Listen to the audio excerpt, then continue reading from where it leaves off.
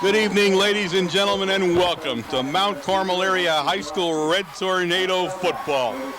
Tonight, on a gorgeous fall evening, fall-like evening, a little bit of drippers in the air, but we're hoping that's going to pass shortly.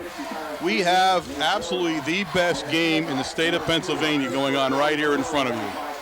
Tonight, the Red Tornadoes, the defending PIAA AA state champions, play host to Southern Columbia area Tigers, the PIAA Single A state champions from a year ago. Two defending state champions taking the field tonight here in the Silver Bowl, and it promises to be everything and then some. You first have a great rivalry to begin with, and I mean it's turned into an absolute great rivalry. You know, this game and the Shamokin game are even up on par right now as far as rivals go. Two absolutely successful, statewide, countrywide known programs gonna knock helmets tonight here in the Silver Bowl. The big news in the Silver Bowl, before we go any further, and you'll notice this on your camera as the night turns into night a little bit. It's still a little bit light out, but brand new lights are shining at the Silver Bowl for the first time in 60-some years, I believe, when the original ones were put up. They are up. They are magnificent. They will be as bright as they could be. You'll notice it right away. No more end zone shadows, nothing like that. In fact, there's not a shadow up to Oak Street from here, to tell you the truth, but you'll see that as we go. But it just adds and enhances to an absolutely great football game as it lines up. Both teams 0-2, 2-0. Both teams coming off impressive wins. Mount Carmel area, of course, taking on Panther Valley last week, and really not much of a tussle in any way, shape, or form. The Tigers coming out of Bloomsburg with an impressive win there with what was supposed to be a tight game, and they blew the thing open on them. So two good teams there as far as the record goes. A lot of talent coming back. I said when you have this kind of a program on both sides of the ball, it only gets better, and it does. You're going to look at the Panthers, a little change in the Panthers, for the Tigers. For the first time, I'm looking at those gold pants and thinking of Panther Valley.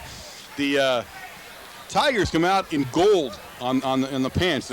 Normally they're black. When they're at home, they're all black, and they may be that still at home. But here we're seeing a little change in uniform. Look a little different for them as they're going to line up today. Of course, a million storylines going here, a million family ties, that kind of thing. And, of course, the paper today, had a big spread about this game and talking about some individual players, and, of course, the Hynoski and his son. A big spread there talking about that, the lineage of these people. And it doesn't get any better. It just can't get any better.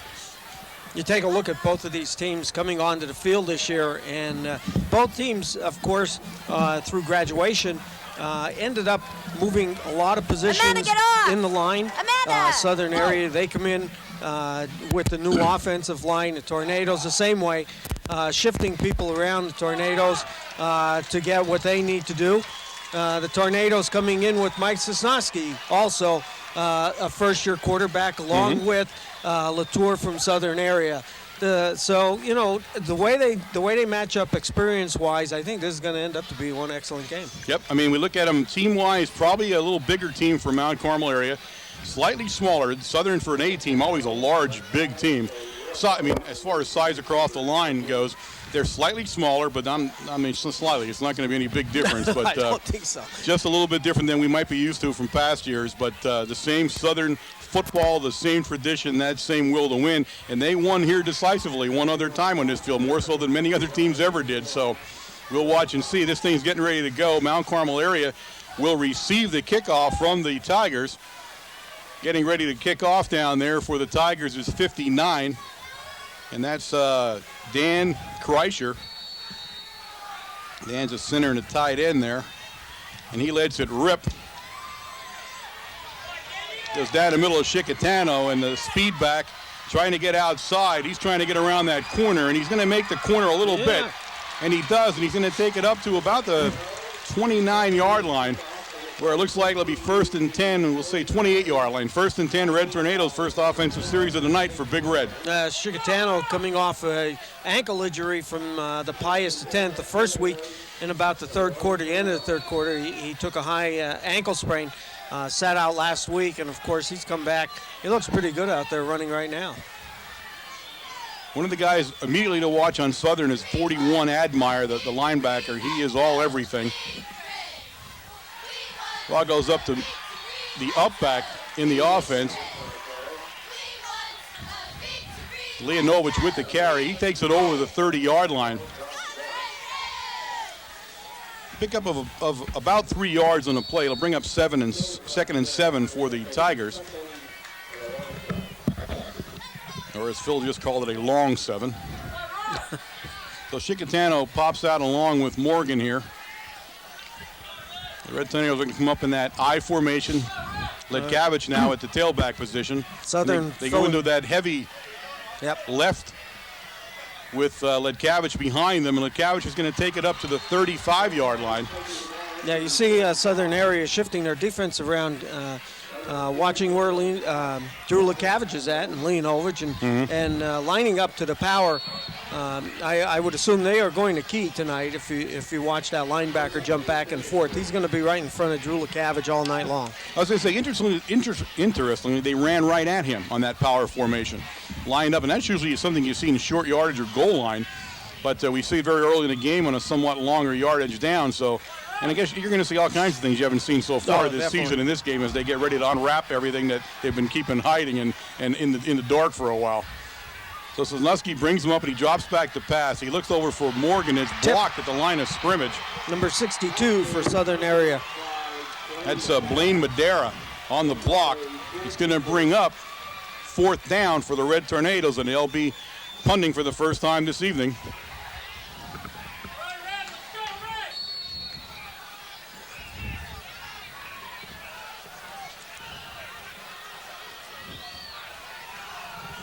Black Madera is 6'2", so you're going to have to throw it some to get over that guy.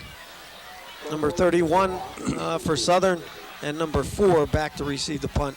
Kufta kicks it. It's an off the side of his foot kind of kick, but it takes a great Mount Carmel bounce.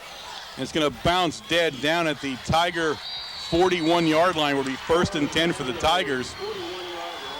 As we continue to move people in and out of the kicking position, no matter what it is we're doing. I mean, we might be the only team in Pennsylvania that tries a lot of different guys at the different kicking spots here. Coming in on the defensive end, left end, Trey Savitsky, left tackle, Marshall Morarki, nose guard, Joe Daukus, right tackle, John Skinner, the right end, Justin Leonovich, left linebacker, Nick Chapman, right linebacker, Rick Greco, left cornerback, Tim Wargo. Latour brings him up.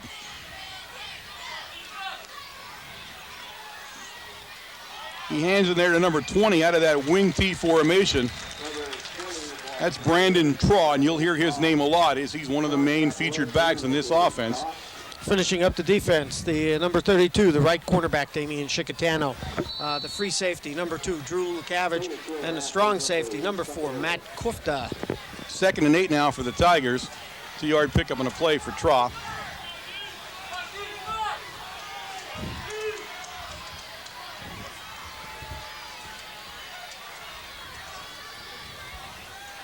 Latour goes back to pass early. He's hit hard, but he gets the pass away enough for the first down. The Tigers are down at the 40-yard line. A pass made reception in there by number 9 for the Tigers, Koziol. Latour getting that ball off just in time. Felt the pressure coming from the backside. He took a good hit when he did release the ball, but right on the money. So big first down for the Tigers in Red Tornado territory, squarely at the 40-yard line as Latour gets him up. Draw in motion, but he goes right to the first back up, and that's Fracolosi blows that play up along with Savitsky, but Fracolosi's the guy that really killed it. They gave it to the quick opener down to number 45, and that's Jonathan Adams for the Tigers. And he picked up no yardage, in fact, probably a half-yard loss on the play, 2nd and 10. Fracolosi was in like a bullet that time.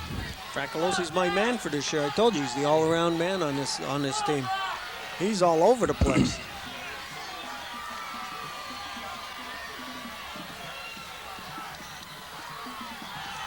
Latour's going to go back to pass. He's being flushed out of the pocket, and now he gets by Greco down the sideline for a big gain, and he's going to go down at the 19-yard line, but a 19-yard line where it's going to be first and now. Kufta is down along the other sideline over there, right along this Tiger sideline. Number 4, Kufta was hurt, and he's down along the sideline. It's 1st and 10, though, Tigers inside the 20, and they're going to place the ball now at the 18-yard line on a nice run by Latour as he scrambles out of the pocket as it was collapsing around him. And that's one thing that they talked about, Latour, is that he can run the ball. He's probably their third largest gainer behind Traun and Hynoski coming into the season, into the third game. So he's not afraid to put that ball down, put it on his hip, and away he goes. Well, you look at the size of him. He's 5'10", 175 pounds. Right now, it looks like he's playing a little bigger than that even. Yeah. But he's having a nice start to this game. The Southern Columbia offense actually moving the ball very well against the Red Tornadoes here as they attend to Kufta. Kufta is not a guy you want to lose. Does a lot of different things. The defensive backfield, he's also the extra point kicker, and we just saw him doing some punting chores here earlier. Yeah. So he's kind of a guy now. He got up and he's trotting off, and thankfully it looks like he's fine under his own power and kind of moving pretty quickly. So he'll take a play off or so. And the Red Tornado defense goes back onto the field as they need to find a way to stop this Tiger offense as it continues to march down the field.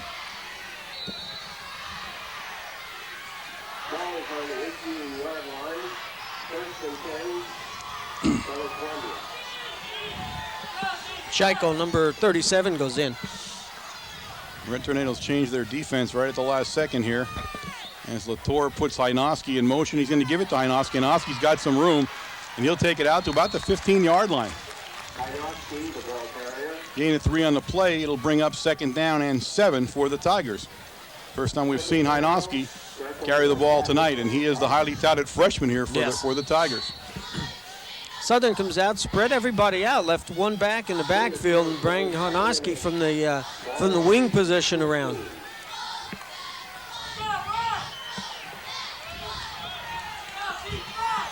Latour brings them up, and one thing about the Tigers, you don't see a whole lot of offensive formations. No. They're a wing tee, that's where they line up, and that's what they're going to run at you, and they've been doing it so far this evening. Again, Hynoski in motion, but Latour keeps it, and he gets it down to Adams, who caught it while he was on the ground. Now, he caught it about the 13-yard line. It's about a 2-yard gain on the play. It'll bring up 3rd down and about 5 for the Tigers. A lot of pressure coming in from the Tornado line. Latour, you see now, having to move a little bit out of that pocket, not being able to look at the deep receivers. And notice he's rolling a lot also, trying to find the lane in case he has to run. Big play here, 3rd and 5 now for the Tigers. Ball on the 13-yard line of the Red Tornadoes. And he goes back to pass. Again, he's got his guy, and that's going to be number 20. And 20 is going to go out of bounds right at the 1-yard line. Brandon Traw.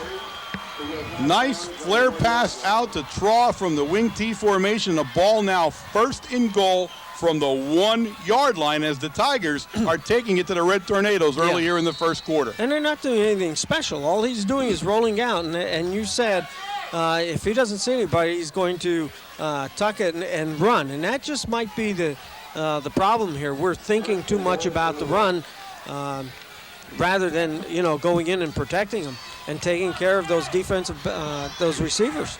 Kufta back on defense for the Red Tornadoes now as the Tigers line up at the 1-yard line. Latour gets them set here. This time goes right into Adams, and I don't know if Adams yes, he did. Late signal, Adams goes in, and the Tigers score first, and the momentum is with the black and gold.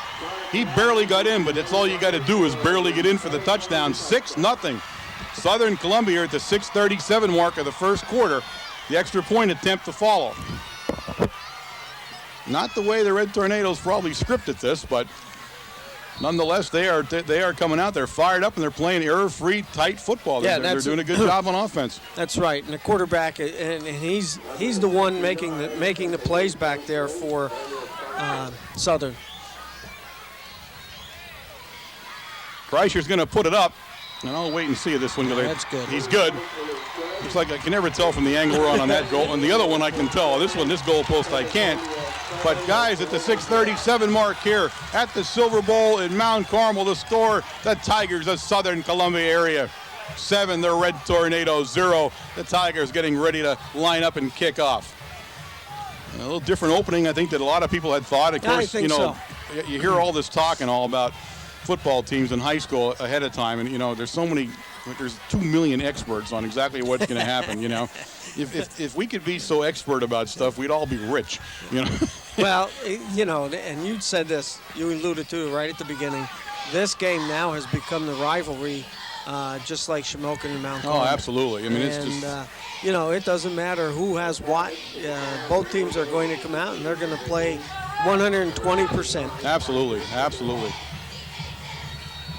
All right, Kreischer gets it ready to go. The center and the tackle, I should say. He was a tight end before, but I made him a tackle now. Again, right down the center down there to Chickatano. He bobbles it at the 10. He picks it up. He looks for some room around the Red Tornadoes sideline. He brings it up over the 25-yard line, out to the 27-yard line, where it's 1st and 10, Red Tornadoes from their own 27.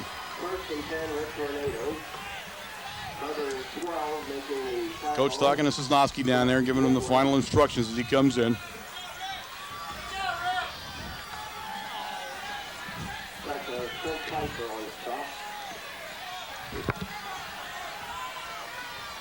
Then we put Ledkavich in the fullback position, and at I, we have Chickatano in back of him. Everybody split out to the left of Sosnowski. We're going to go right up the middle with Chickatano. He crosses over the 30 out to the 32-yard line. Gain of 5 on the play. It'll bring up 2nd and 5, and the rain now beginning to fall harder.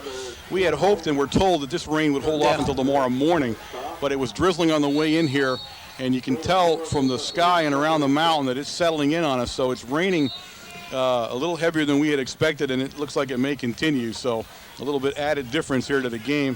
79 is coming out of the game. I'm not sure what happened to him. I didn't see anything happen to Nova or Skinner, but he's going to come out. No, I think it's just equipment. No, well, the trainer's down there, unless they're fixing something there. But was it Chapman, I think, went in and took his place for the Red Tornadoes, and Skinner didn't want to come off. They made him come off, whatever was wrong there. Take a look at Southern's defense. Look how close they're packing the defensive line in there. All 5 men up on the line. All right, Ledkavich again at that fullback spot. This time Sosnowski's looking to pass. Plenty of time, and he's going to be intercepted by Admire. I told you to watch out for this guy. And Admire intercepts the pass in Tornado territory, and he's down at the Red Tornado 29-yard line, 1st and 10, and he saw that whole play. Yeah, he did. Sosnowski had plenty of time. It was not rushed or anything, but he watched where Sosnowski was looking and got his hands up there and intercepted. I said in the beginning of the game, Admire was a guy you wanted to watch. He's the big linebacker, and he brings a lot to the game today.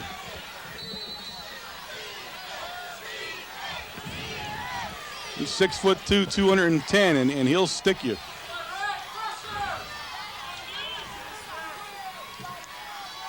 This time we go to Hynoski, and he takes it over the 25-yard line down to the 23-yard line. Gain of 6 on a play for the young Hynoski. It'll bring up 2nd down now and a long 3 for the 1st down.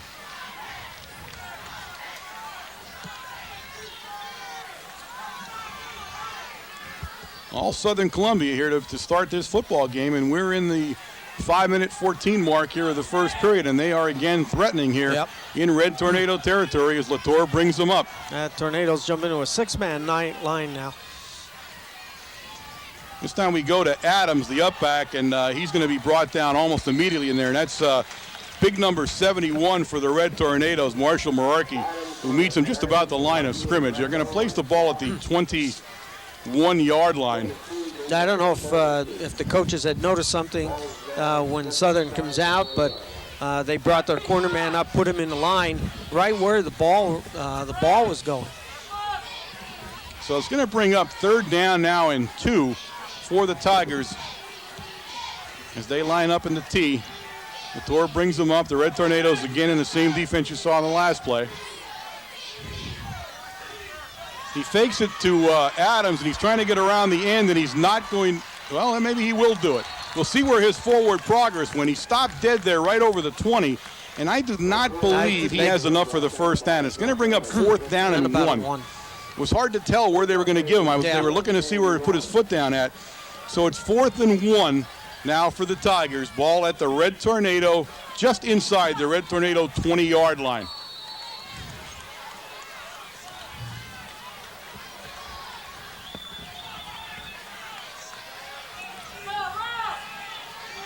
Number 3, Woodruff, comes into the lineup, along with, I believe that's number 90, Joshua Fiddler, the big guy. And they line up in a power look now for the tee as Latour brings them up. And they go offside, and that's a killer penalty there. Yes, it is. An offside penalty on the Tigers about to come. A motion penalty is what it'll be called. And that'll move it back 5 yards. It's going to bring up 4th and 6 and change Coach Roth's thinking a little bit here of what he wants to call on this play. Savitsky trots into the lineup for the Red Tornadoes. Novak coming out there.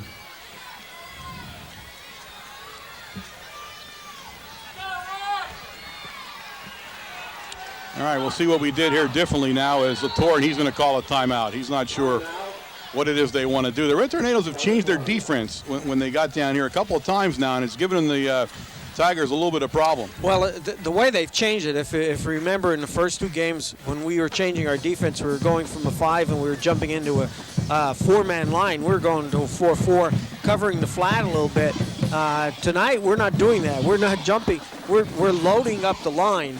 That's exactly what we're doing. We're throwing that extra man in, which nobody has seen before. We have not put that six-man line on the field at all this year. So an interesting chess game going here early in the game with the Tigers up 7-0 here. 3:14 remaining now in the first period of play.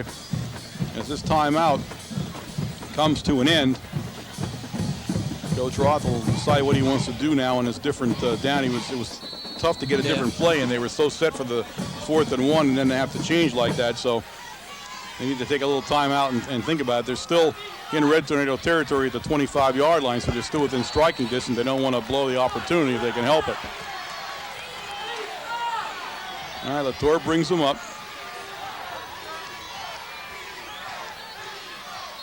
Back to pass, and again a flag falls, and I believe that the Tigers moved again. Yeah, the wingman over here on the left, number.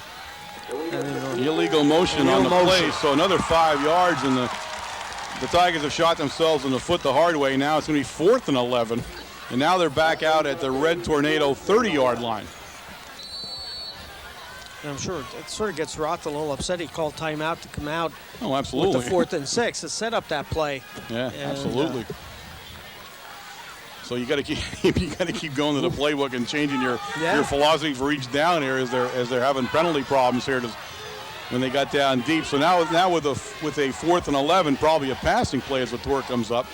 Hard to tell from the wing tee, but he does drop straight back. He has plenty of time, and it's intercepted, and then probably you don't want to, but you don't have any choice. Greco with the interception, the pick as the ball bounced off Letkavich, who batted it up in the air, and Greco picks it out of the air. And you don't make those decisions at any level, not to catch it. I mean, I don't care if you're in the pros or the college. So the interception for Greco, and the Tigers are turned back here from an early second threat. Red Tornadoes need to get something going here on offense. They've done nothing so far here in the first quarter of play. So we'll see what Coach Brennan has in store for us. He's staying with the formation with Letkavich at fullback and Chicatano at tailback. Right up the gut to Drew. Bit of a scrum there. The ball's going to head out to the 18. It's going to be a 3-yard pickup when it's all said and done. Big number 66 getting off the bottom of the down there, Josh Marks, as we were right in the middle of the Tiger defense. And the Tiger defense basically should have a label that says run. Try to run or pass, really pass, because you can't run. They are daring us. Unless you hit the outside. Yeah, you get around them. If we can get to the outside, that's where the game's going to be at tonight. 2nd and 7 now for Big Red. Now Letkavich at the fullback spot, or Leonovich. I'll get this right yet. There's Wargo. Wargo, I'm not sure if they're going to call it a catch or not. No possession. Number 4 on the coverage for the Tigers. That's Cale Roth, the coach's son. Nice coverage, and I believe he got his hand inside there and Wargo couldn't cover the ball up. So it's going to bring up 3rd and 7 now for the Red Tornadoes. I'm going to get my L straightened out here. Now Chicatano comes out, and Letkavich goes in, which will put 2 L's in there probably. Letkavich, Leanovich. I'm getting ready.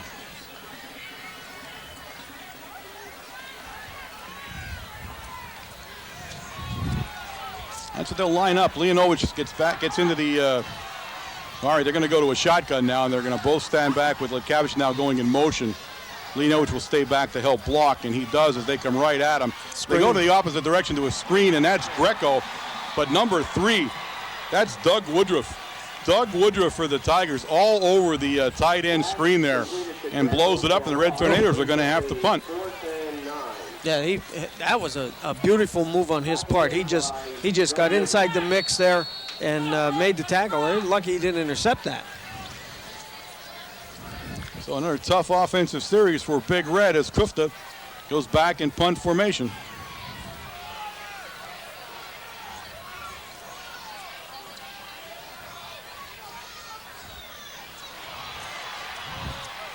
Ooh, nice kick. Nice kick. That's Roth going to field it back at his 46.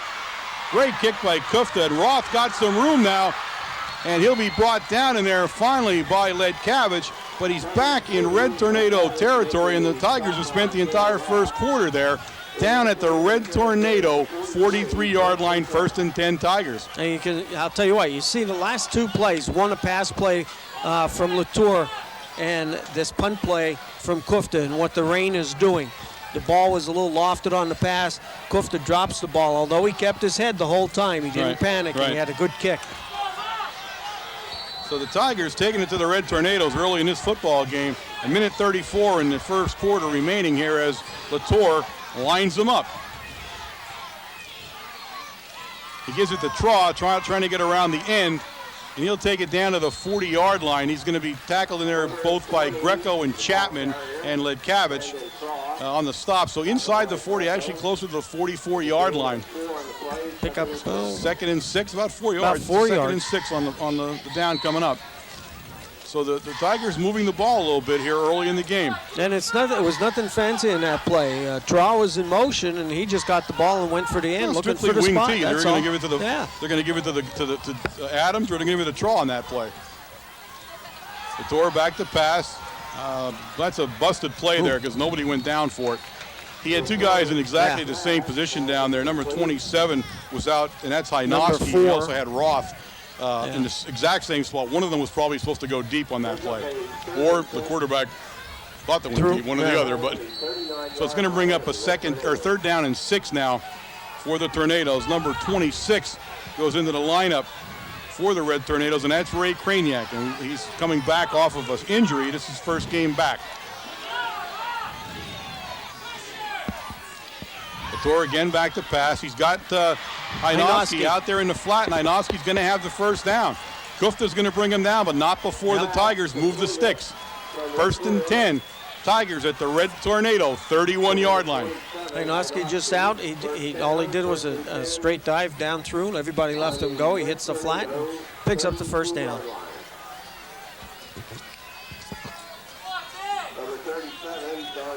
Kufta comes out here now real quick.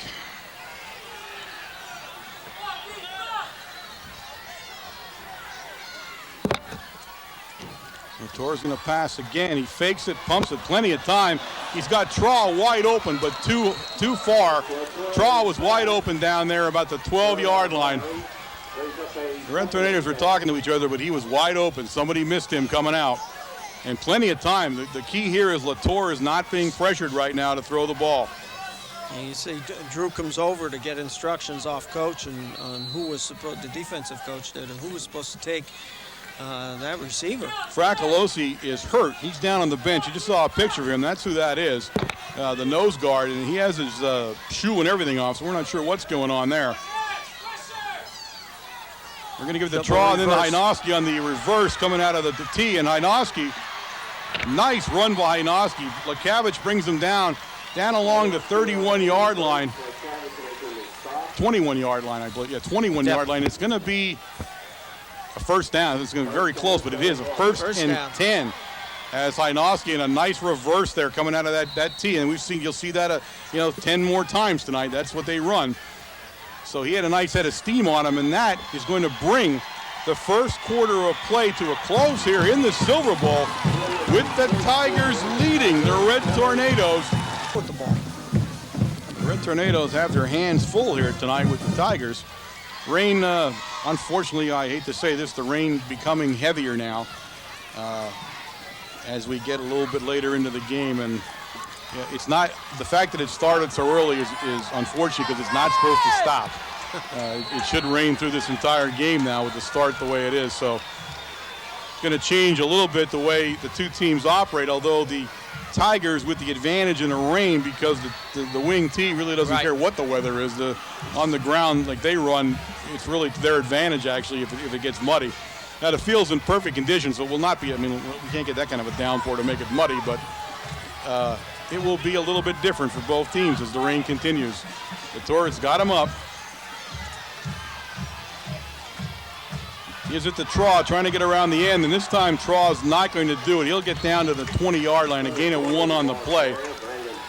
Coming off the bottom down there is going to be Skinner. He had help from Greco. So it's going to bring up 2nd and 9 now. Look down on the sideline down there, and Fracolosi, I guess they just retaped him because he's at least running around there. I don't know if he's perfectly at full strength the way he looks. It looks like an ankle sprain to me. Doc Reckel's also weighing in on that one to see what's going on. All right, 2nd down for Latour.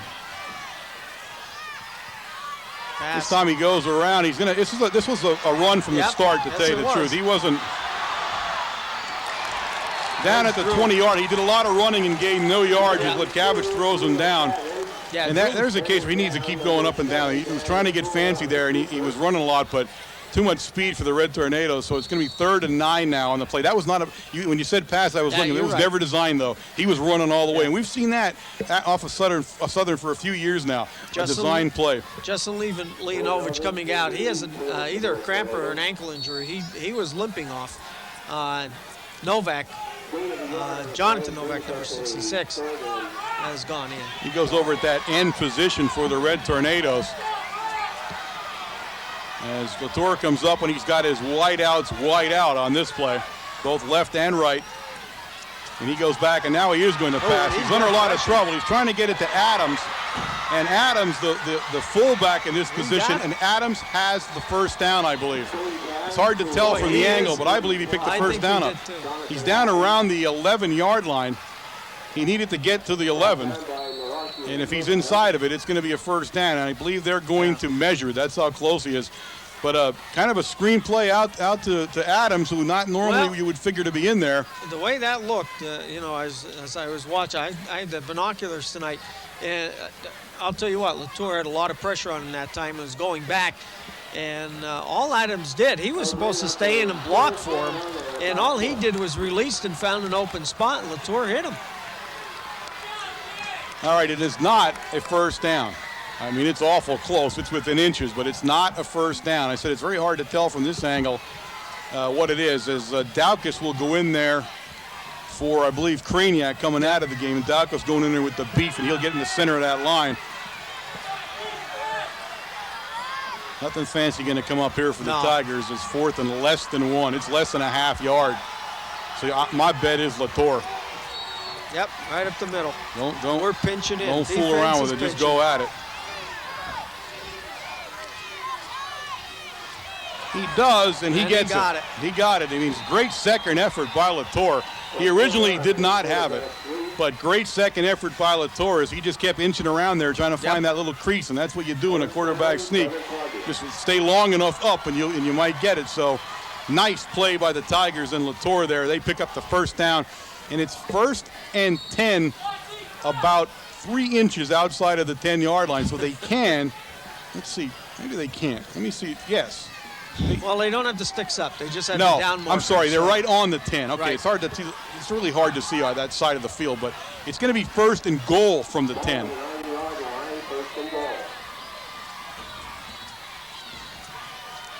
Latour back to pass again. He's got a guy in the end zone just too high in there, and that was number 3, Doug Woodruff. And he was in the corner of the end zone down there, just couldn't get out far enough to get it right at the corner there in the end line. And you can see Coach Roth is definitely moving Latour around. And I'll tell you what, I'm sort of impressed with what Latour's doing out there, rolling, and he's just over the fingertips of his receivers.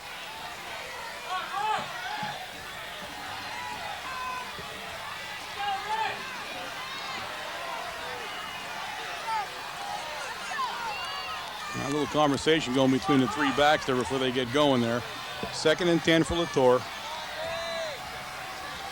Chapman jumps up into the line.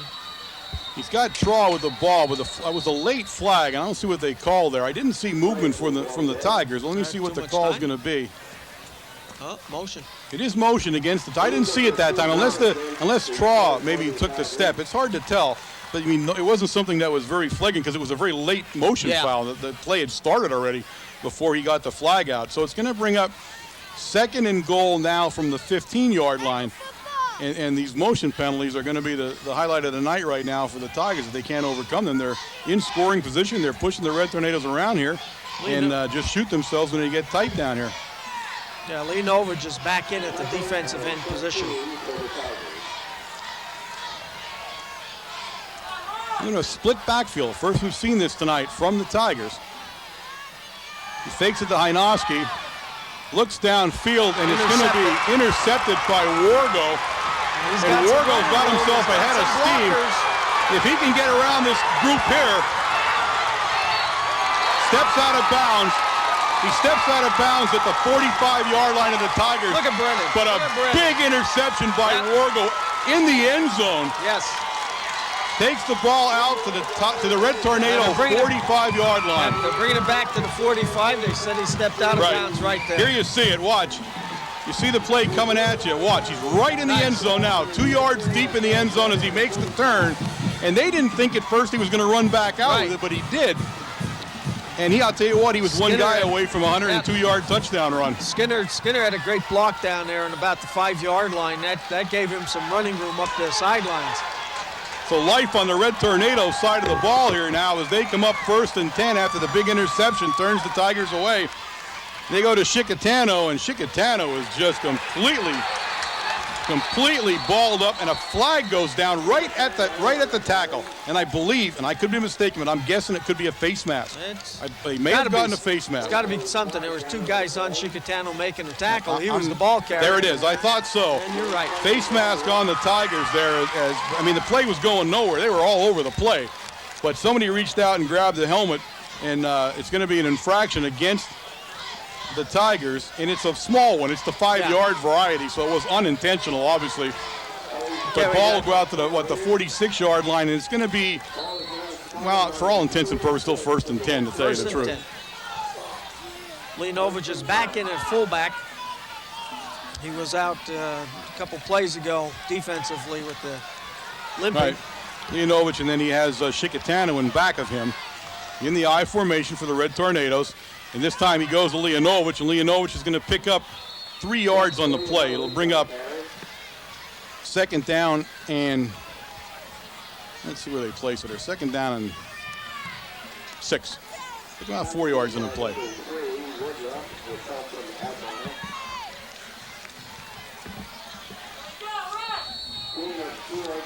Looking for the quick opener up the center. Coach has been handing off to Chickatano in the backfield, setting up, looking for a straight dive for Lee Novich, pick up some extra yardage.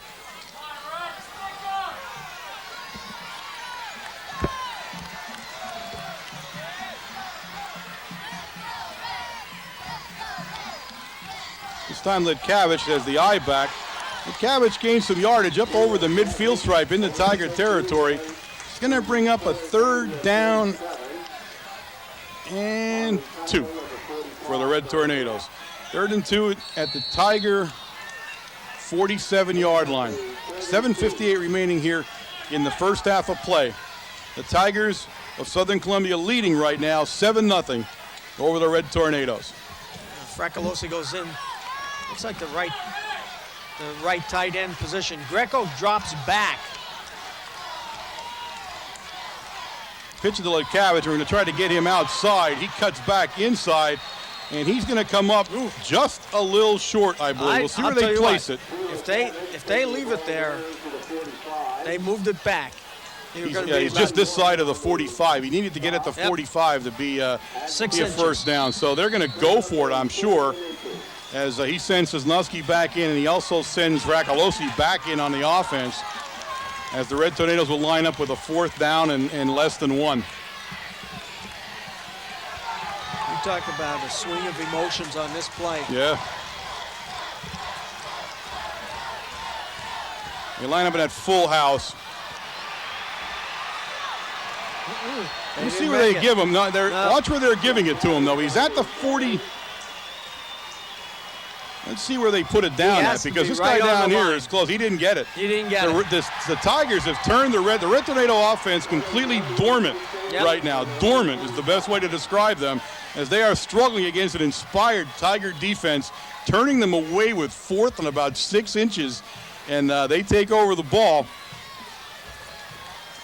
for the first time, probably, other than the initial series. They take over outside of Red Tornado territory. They've operated the entire first half inside Big Red territory here, as they're looking to the sidelines to get the play called in for Latour. Timeout. I'm going to send it in there. I'm going to say they're taking all kinds of time here, so couldn't get straightened out with the play, so the Tigers will take a timeout and go back and talk with Coach Roth. All right, this timeout's winding down here at the 6:51 mark of the second quarter here. The Tigers back on offense, 1st and 10, after turning the Red Tornadoes away with a 4th and inches. And Latour now has the play he wants. Coach Roth spending a little extra time in the huddle there. I didn't realize he was still in there when I looked. He doesn't want to leave. But he's having his way at the moment, at least here in the Silver Bowl, as Latour will bring him up. And now they're again back in that little different formation with that kind of an off-split backfield there for him. Was right back to pass. Good protection, plenty of room. He's trying to get down there. He was covered down there by Morgan. They were trying to hit number 20, Tross. He came out of the formation there, and just a little bit too tight, but nice coverage down there by Morgan. But you take a look at Latour. He's got pressure coming in from both sides, and all he did was stepped up through the pocket, right through, found a spot, stepped up, and Ben, he is just a step away from hitting his receivers. Right now, the key to this game is the Southern Columbia offensive line. Yes, it is. They are doing the job right now. Those horses up there are doing the work. 2nd and 10. Again, he drops back, short drop back to pass. Again, he looks downfield, trying to hit Roth down there along the sideline, but again, just a little too long. And he seems to be sailing a little bit. He's got himself in the right direction. He's got a nice aim on it, but it's sailing away from him a little bit. I'm not sure if it's his foot position. I'm not sure what's happening to him there. I mean, he throws a nice spiral, and it's a nice tight ball, but he seems to be just a little bit far ahead of everybody that he's throwing to right now. So it's going to bring up 3rd and 10 now from the Tiger 46-yard line.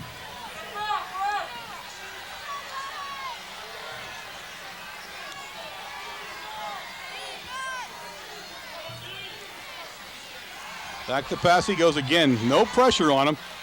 And it's intercepted by Wargo, and this time he has a shot at it. 2nd interception tonight for Wargo, and he's down at the Southern Columbia 25-yard line, 26-yard line. They move it back. 1st and 10, Red Tornadoes. And Wargo now pretty much picking up the entire Red Tornado defense single-handedly. Well, you can see that Wargo sat back. And Latour, a little longer pass, and more on the slant, more out towards the flat. And Wargo made sure that, if I'm not mistaken, I think it was Morgan out there with him. Morgan had the receiver, and Wargo just stepped up to make the interception. So the Red Tornadoes go 1st and 10 from just outside the 25-yard line of the Tigers here. He fakes it. He goes looking for Wargo deep down there. Wargo catches it. Touchdown.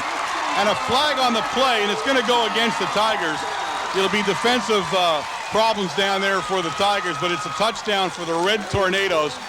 And at the 6:26 mark, Big Red's offense wakes out of its slumber and is now 7-6 as they talk about the penalty. But I believe it's a defensive penalty. No, you never know. It is. Why he's standing there like that, I wasn't sure. I mean, how long does it take you to make the call? But Kufta now in for the extra point to try to tie this game up. But Big Red right away, and Wargo is the only name right now that's really the guy to stand out. He's done 2 interceptions, he's got a touchdown pass. It's pretty much defense and offense as he's really risen to the occasion. And now that's in 3 games we've seen Wargo do that. Yeah. He's covered very tight by the defender and goes up over the top, makes the catch for a touchdown. So Kufta will line it up to try to tie this thing up.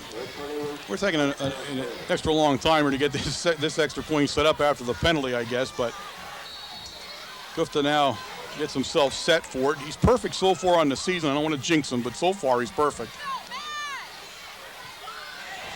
And he's still perfect.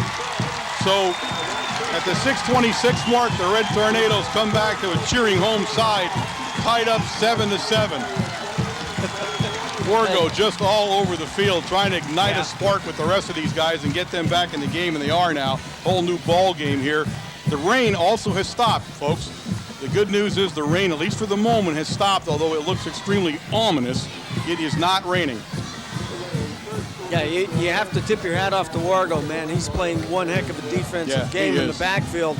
A little surprised that Southern comes out and passes on those 3 downs, right? You know, pass, when, you know, we know them as a running team.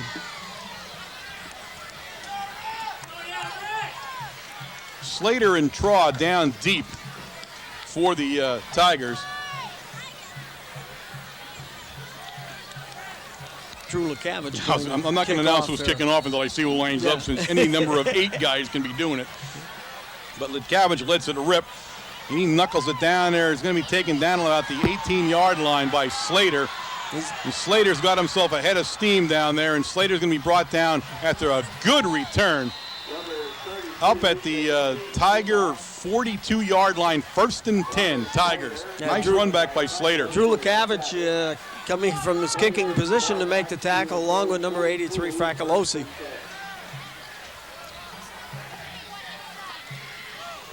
Well, we'll see what Southern comes out with. They were having some success mixing up the run and the pass in the last few series.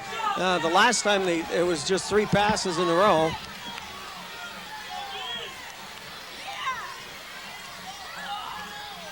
Right in the middle there, and that's Adams, the fullback, or at least what passes a fullback in a wing T. Kufta is the guy that gets him down there, but Leonovich also imprints him, but that's a 10-yard run, I believe. It's a 10-yard run, but you see what Mount Carmel did. Tornadoes took Chapman, put Chapman in the line as the 6th man, and left Greco, the only linebacker, the middle linebacker, in that position. So if the fullback breaks it through like he did, he's going to pick up some yardage. All right, they're going to call it a 9-yard run. I mean, you look at the angler. I thought he was past it, but it's 9 yards where they set the ball down finally. So it's going to bring up 2nd and 1 now. They're in Red Tornado territory. The Red Tornado 49.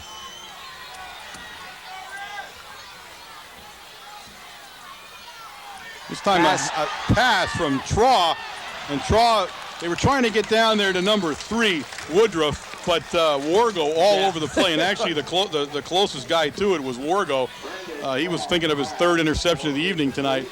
So a little trickery by the Tigers doesn't work out, and they'll bring up 3rd and 1, and that's a great down to do that on.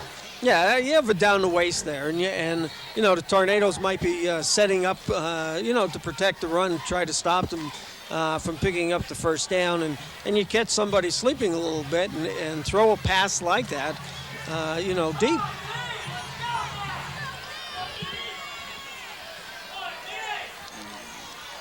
Right up the middle. And he's going to get the 1st down. He's going to take it down to the Red Tornado 47-yard line, where it's going to be 1st and 10. Merarkey, the guy has him around the ankles there, but enough for the 1st down as the Tigers continue to move on offense. 5:20 remaining here in the 2nd quarter of play.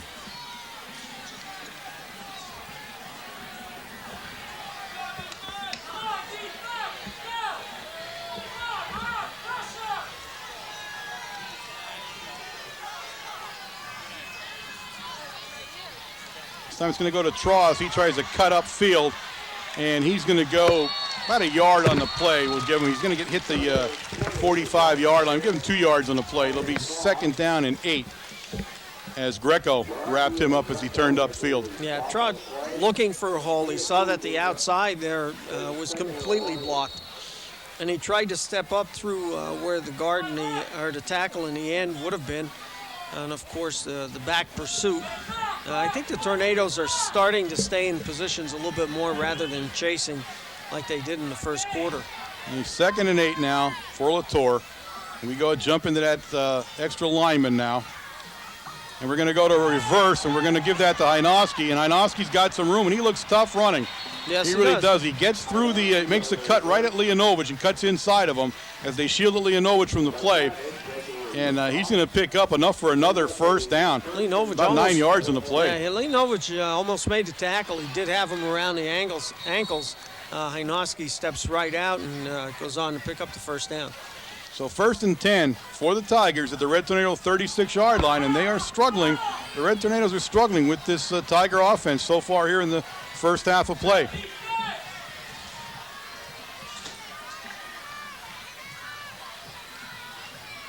Keeper by Latour, and he gets to the outside. Greco, great play by Greco. Yeah. A lot of range by Greco as he beats Latour as he was getting to the corner. The ball will go down out of bounds, and you'll see when they get it back up where I can see it better. Take a look at the offense for Southern area now. It's at the 28-yard line or so for the Tigers with a 2nd down now and 3.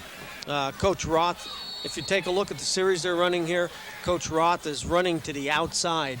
The Tornadoes are putting Chapman up into the center to block the center of the line so they can't run there. Right. And Southern's kicking to the outside. The last 3 plays went either left or right. We're out of the wing tee here now. We're going to put Hynoski in motion. He turns up. It goes to Adams, the little guy. And Adams is going to be brought down. He picks up the first down and then some. He's brought down by Leonovich back there, but not before he picks up another first down. And the Southern Tiger offense is clicking. Yeah, it is. They're opening up the holes. The backs, the lead blocks. The blockers are making sure that they are sustaining the blocks downfield, and you can see Adams and Hynoski are picking up that initial yardage to pick up the first down. 2 minutes and 45 seconds and counting now as the Tigers now again in that split lineup. Put draw in motion this time, and they go inside, and this time it goes nowhere. The Red Tornadoes all over that play. Getting off the bottom down there is Fracolosi with help from Savitsky. Savitsky was right in from his defensive tray, right coming from his left defensive end position, and made the initial hit when the ball carrier got right, when Traw got right to the center.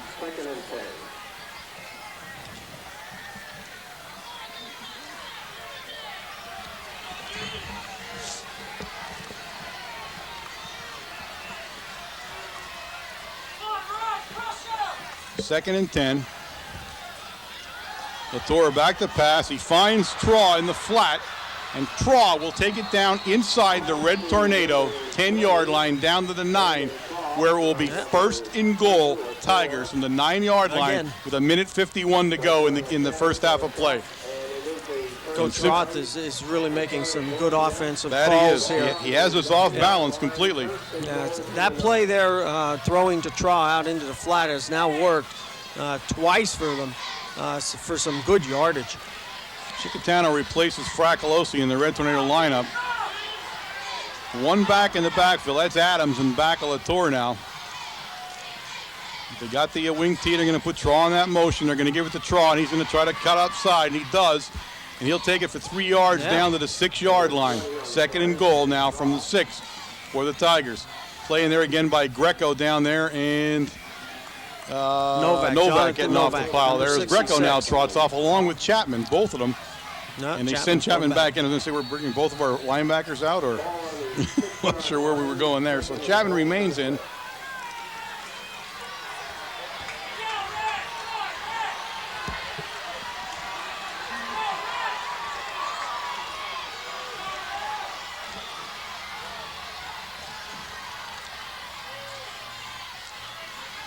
Keeper by Latour. He's trying to pick his way outside, and he does. He makes it through. He's down inside by the 1-yard line. They didn't give him the touchdown. No. I thought he went inside. I didn't see you hit him out. But let's see, there's a Southern Tiger player down, but he jumps back up right away. And that's Latour, actually, the quarterback.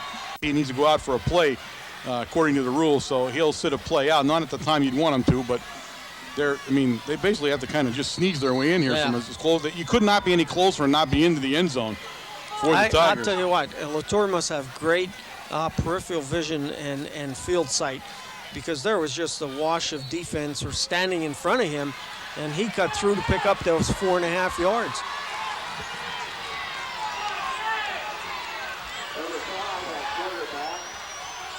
Quarterback sneak, and he puts it in, I believe. I'm waiting for the fumble. The ball. Fumble on the play. Touchdown. I don't know who scored the touchdown. I don't know if it was who fell on it, because it fell in the end zone. Ball got fumbled into the end zone, and it's a touchdown for the Tigers. 27 seconds remaining here in the first half, and the Tigers go back out into the lead. 13-7 with the extra point attempt to follow. But we're going to have to wait. We did not hear who had the recovery for the touchdown.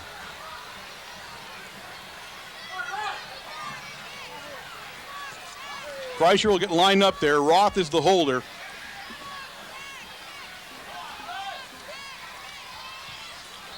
And this one is up and good. Nice kick by Kreischer as he puts it through. So the Southern Columbia area Tigers now lead the Red Tornadoes 14-7 here. And we'll get ready to kick off here with only 27 seconds remaining in the first half of play. And they have got to be extremely happy the way this first half went. They've had their way on offense. Yeah, that offensive line is moving the ball down the field. They're just opening up holes, and not only that, they're getting the holes open for either Traw or for Hynoski. But after that, they're getting the good downfield blocks by the lead blocker, who's ever in front. Yeah.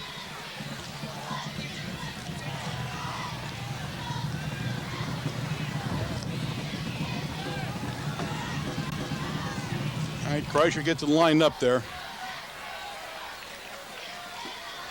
Kreischer's an old-time center with the towel hanging out of his pants there like the old guys do. He's a throwback.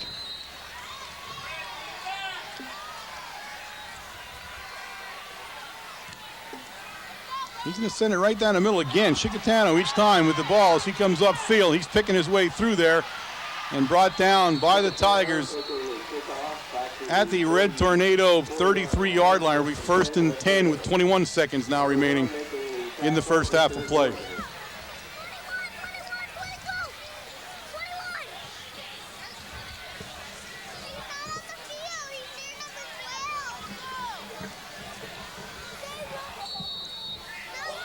Not a whole lot of options this deep in your own territory with this amount of time left as the Red Tornadoes come out. Look at they're back very deep. Prevent defense. He handed on a draw play to Litkavich, and he picks up a head of steam up over the 40-yard line. You pick up about 7 yards on the play. It'll bring up 2nd and 3. 15 seconds now remaining. Number 32, Slater making the stop. And I think he's the one that is mirroring Drew Litkavich every time he sets up, no matter, and then he looks for the power of what Mount Carmel's putting on the field, and then he'll shift defensively.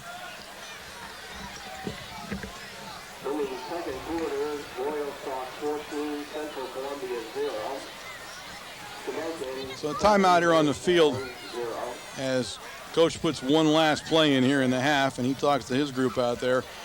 And they're going to have a large talking to at halftime, I'm sure, as they try to figure out a way to stop this Tiger offense, as it has been potent so far here in the first half. The game's mostly been played in Red Tornado territory. It wasn't for Wargo and 2 big interceptions, we'd be behind a lot more than we are. So they need to regroup. They need to get some offense. We have not put together any offense here, and the defense has been on the field most of the first half for the Red Tornadoes, and that's never a good thing. So Sosnowski will bring him out. Those trips out to his left. He leaves one guy in the block for him. Looks downfield, he's going to wing it, and he does. And he wings it to it's an interception 6. by the Tigers, and that's number 6 on the interception, Ryan Hall for the Tigers. And he takes it back into Red Tornado territory at the 46-yard line, and there are 4 seconds left here in the first half of play. As Sosnowski is intercepted. Second interception of the evening on Sosnowski. Well, you know, you knew darn well that Southern was back in their prevent defense. They had everybody back deep, making sure that even if it was caught, you know, you were going to make the tackle before that goal line. All right, the Tigers will come up. They still keep number 5, Allen, in the game at quarterback. I don't know if there's any good reason for that other than it's just the end of the half and there's no reason to put Latour back in there. I don't think anything happened to him. So that, ladies and gentlemen, is the end of the first half of play here at the Silver Bowl in Mount Carmel, Pennsylvania, with the score. The Southern Columbia area Tigers 14. The Red Tornadoes of Mount Carmel area 7. And we'll be back shortly with the first half stats, so stay tuned.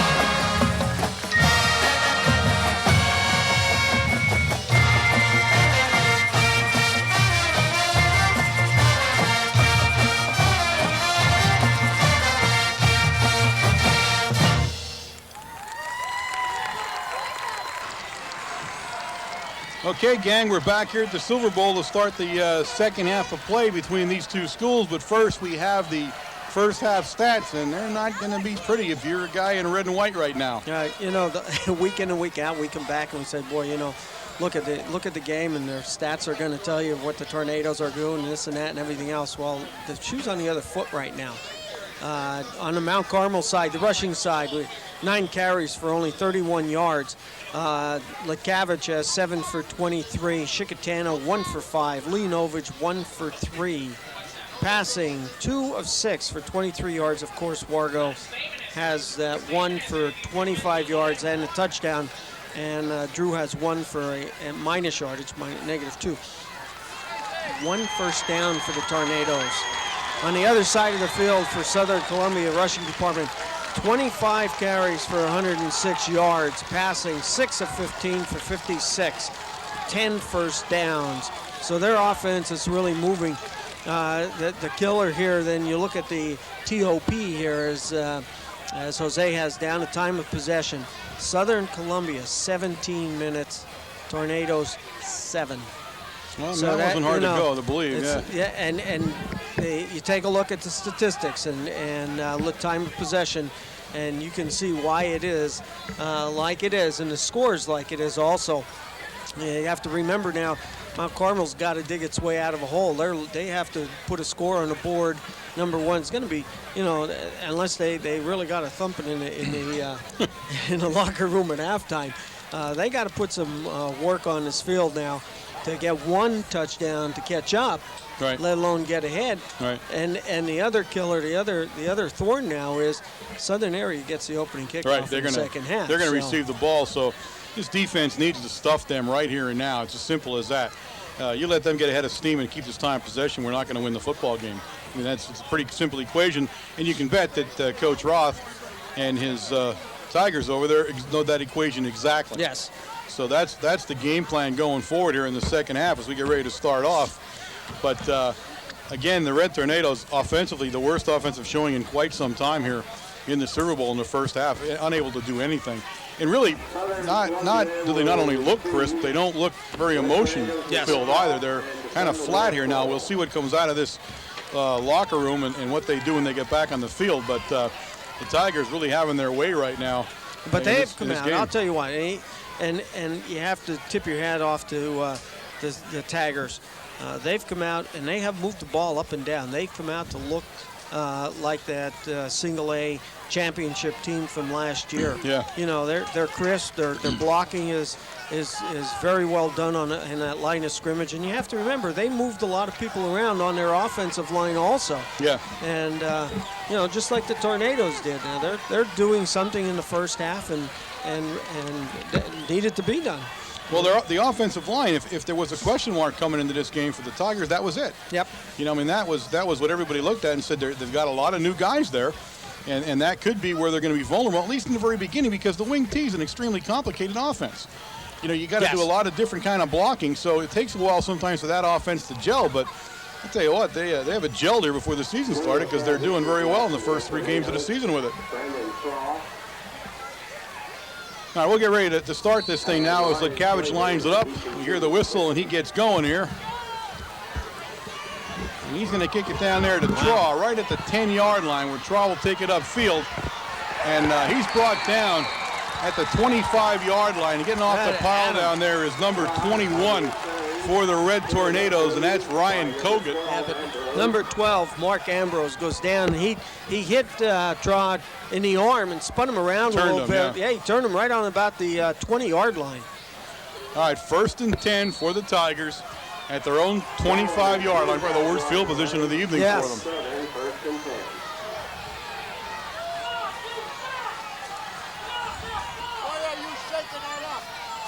This time he's going to go to Traw around the end. Traw cuts it up inside, and he's going to pick up 2 yards on the play.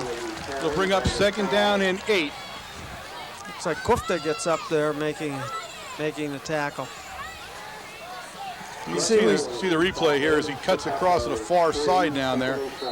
And it's hard to tell in that mix in the replay.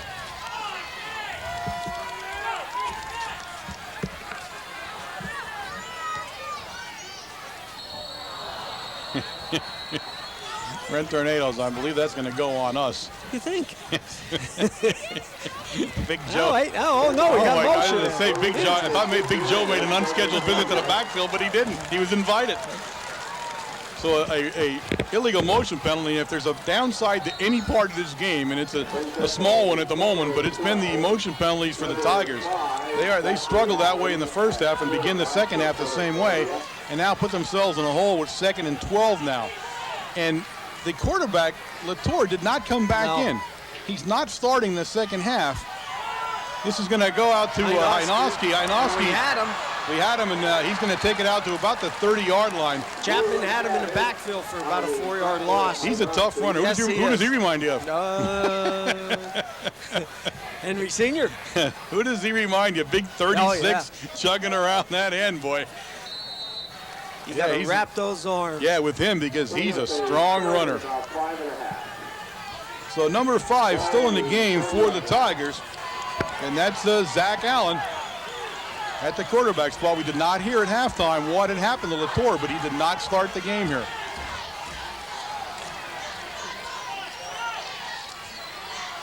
He's going to go back to pass, and he's trying to get it out there to Hynoski. Hynoski really was covered well by several different people, and he got it too high for him. And also Kufta was there. Kufta went up for the ball and almost had it. Now, the only interesting part about it, we have not seen Allen throw much. I mean, we didn't throw when he came in at the end there, and it'll be interesting to see because they threw the ball 15 times in the first half. Very unusual for them. And now we need to know whether with success too. Yeah, that was the thing. Right, with a different quarterback, if that's going to be the same game plan as they go, through the rest of this game. Punting formation for the Tigers. And he lets it go, and it's a nice high kick, and it goes to Wargo, who fair catches it. The punter down there is Ryan Slater, and the Red Tornadoes will take over 1st and 10 in their own territory, the ball on the 41-yard line. The storyline here in the second half will be the lead by the Tigers and the fact that they are not playing their starting quarterback, who was injured. I don't know if that's him on the sideline talking to number 5, and it is. He's out of uniform. He has an ice pack on his shoulder. Sosnowski goes back. He looks for Wargo, and he's got him. First down, Red Tornadoes. The hit the quarterback took at the goal line right at the end of the half. The hit he took at the goal line was momentous. He didn't get up. Then he did get up, and he was going back to the huddle. He went out. So it looks like Latour, the starting quarterback for the Tigers, has been lost for the remainder of the evening here. And the pressure and the reins will fall on number 5, Zach Allen.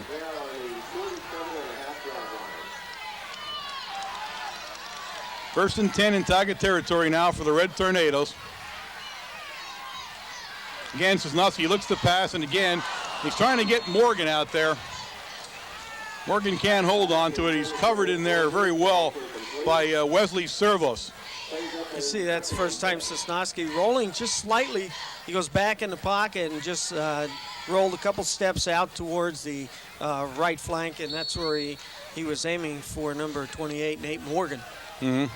Second and 10 for the Red Tornadoes now as Leonovich trots off the field and Chicatano trots on, and he'll be in that backfield for Sosnowski as he brings them up. We'll line up in an I formation now. We'll put Letkavich in that fullback spot.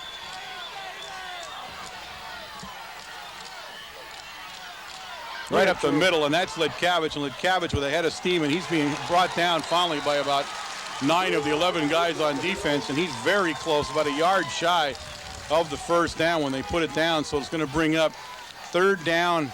Let's see where they place it there first. 3rd down and probably closer to 2. We get it settled in there. A very long one for the Red Tornadoes. Yeah. Ball inside the 40 at the 39-yard line of the Tigers. Good blocking on the left side of the Tornado line. Drew Letkavich running with some authority that time. Just a straight dive play, and once you see what happens, once you get by the 5-man line, you know, you get by the linebacker, you got at least 10 yards. All right, a big down here for the Red Tornadoes. 3rd and 1 here in the 3rd quarter. 9:40 remaining in the 3rd quarter of play. Sosnowski brings them up. And the key to this was the Red Tornado offense needed to stay on the field a little bit here. Yes. And they are so far. We have a timeout on the field, and it's a official timeout. He came over to talk to Mike, and I'm not sure he doesn't like the clock right now. Or he's trying to say 9:35 should be put on the clock instead of 9:40 that's on there now. So we'll change that to 9:35, I believe. There it is. And we'll get back into play here as 5 seconds inadvertently ran off.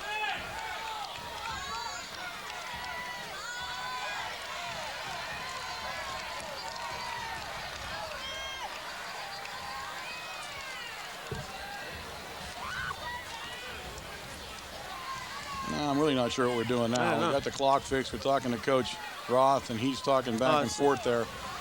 So I'm not sure what we're looking at now. Well, Tornadoes. In the meantime, Wargo goes back into the huddle. He was on the sideline long enough.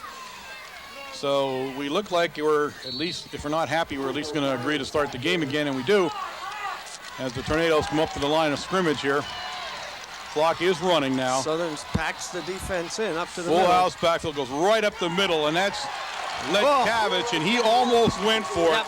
Number 32 down there, Slater, stopped the touchdown for the Red Tornadoes. Yeah, Drew Letkavich did the right thing. I think the call was off to the right. It looked like there was a trap play. Take a look at number 77, making a great block down the line. And Drew Letkavich just sneaks right off the tackle position. Southern area was looking more of a center play rather than off tackle. All right, 1st and 10 from the Tiger 32 now for the Red Tornadoes as they're back in the I formation now. This time we give it to Wargo on that kind of slash. Wargo still running. Wargo picks up nice yardage inside the 30 down to about the 27-yard line. 5 yards in the play, 2nd and 5. And the Red Tornadoes look like a much different football team here to start the second half of play. When you get Coach talking at you at halftime like that with your helmets off, because I think the first thing he tells you when you walk in is take your helmets off. I want to look in your eyes. Hey, Coach Brennan can be a formidable figure with a head of steam rolling behind him, believe me. Sosnowski back to pass. He's trying to get Wargo isolated down there on Roth. Nice coverage by Roth, right in the corner of the end zone. Roth got himself right where he needed to be and breaks up the pass. It'll bring up 3rd down now and 5 for the Red Tornadoes, and a good play by the coach's son, Roth.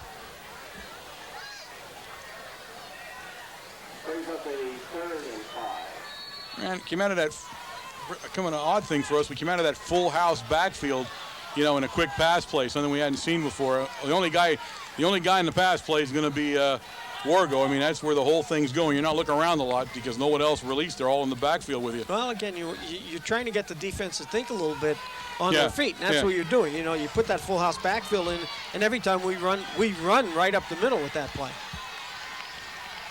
3rd and 5. Litkavich now goes in motion. Back to pass. Almost intercepted. We were trying to get it out there to Litkavich, but number 41, Admire, once again all over the field tonight for the Tigers. Bob Admire, and he nearly intercepts it, so it'll bring up 4th and 5 now for the Red Tornadoes. And I think Sosnowski is underestimating the quickness of Admire. Yes. He doesn't look like he's going to be there, and then when you let it go, he's right there, and he just barely missed the interception. So Wargo comes in with the play now, and it's 4th and 5 for the Red Tornadoes. Sitting at the 27-yard line of the Tigers.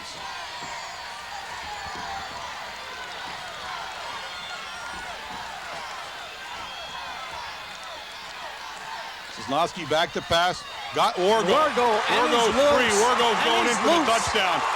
A 27-yard touchdown strike from Sosnowski to Wargo. And Wargo is Mr. Everything tonight. This is his game. You have to admit, this boy is playing both offense and defense. 2 interceptions, and now the only 2 touchdowns for the Tornadoes. He has it. He ran a great slant pattern that time, right across into the hash mark, took on the defender, and knocked him down, sidesteps somebody else, and steps into the end zone. Truly one of the great individual efforts of this storied program. Wargo will be remembered for everything he's done so far tonight for the Red Tornadoes.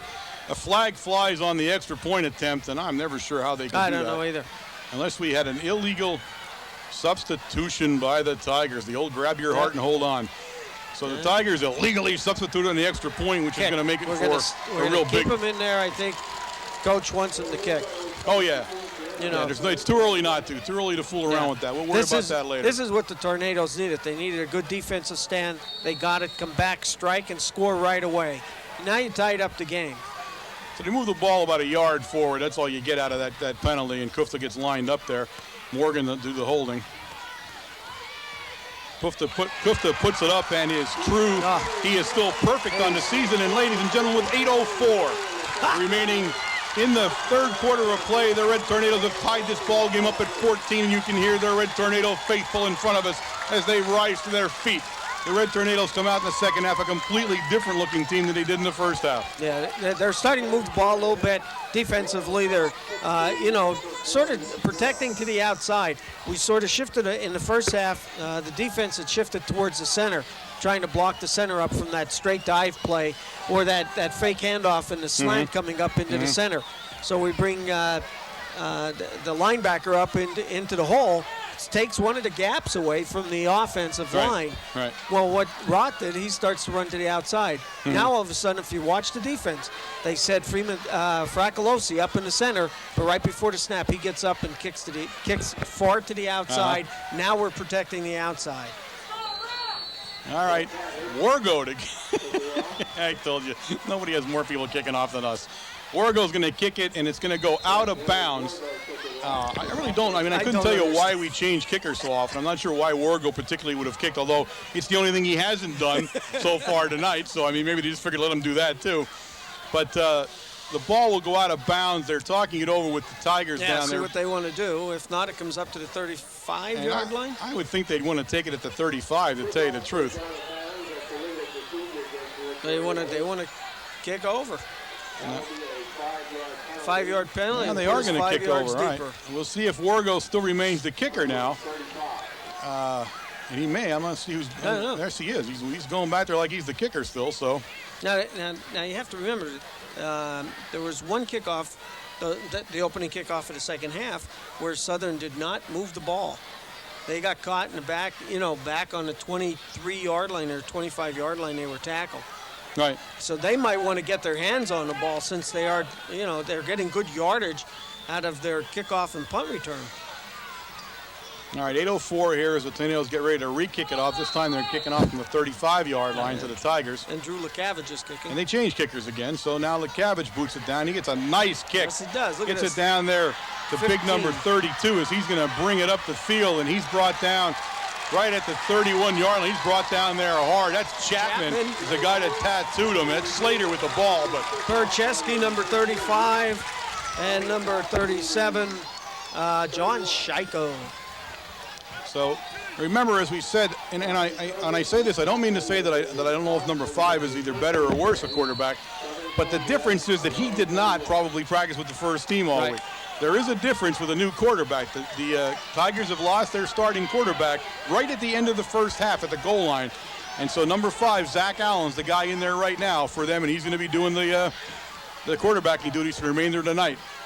We give it to Traw as he makes the turn, and Traw's going to take it up over the 40-yard line where he's brought down in there by Kufta. About 5 yards on the play, though, for the Tigers. 2nd and 5. Actually very close to 4, but 2nd and 5. As Big Joe Dacus wanders off here. He comes off, and number 71, Merarkey, goes in. But you take a look, Southern, Coach Roth is just intent to continue to run off tackle and try to get to that outside spot. Rain picking up a little bit again here in the third quarter. This time a reverse. They're coming right at Leonovich, and Hynoski kicks it upfield. Actually, Kufta made a great tackle. Hynoski's up over the 45-yard into the 46, and he is one good-looking runner. Yes, he really is. They double-team Leonovich and got him down on the ground, so he made the turn. Now, Leonovich really was supposed to try to jam him inside, which he ended up not doing, only because he got double-teamed down. Perfect block that time by the Tigers. They came around the end, but Hynoski, a very difficult runner to bring to the ground. He reminds you of Jerry Marks, if you remember him, the same kind of size that he's running. This time we give it off, and now you see there we put Chapman up into the line, and we took the gaps, and you see what that did. We put Merarkey in a gap, and he just came straight through and makes the tackle. Yeah, nobody touched Merarkey. No. The ball carrier is going to go back and ask where Merarkey came from because he pummeled him. He was untouched into the backfield. And he put the ball up a lot farther than where the tackle took place, but it's going to bring up a 2nd down and about 12 now for the Tigers. The ball back on the other side of the 45 at their 43-yard line.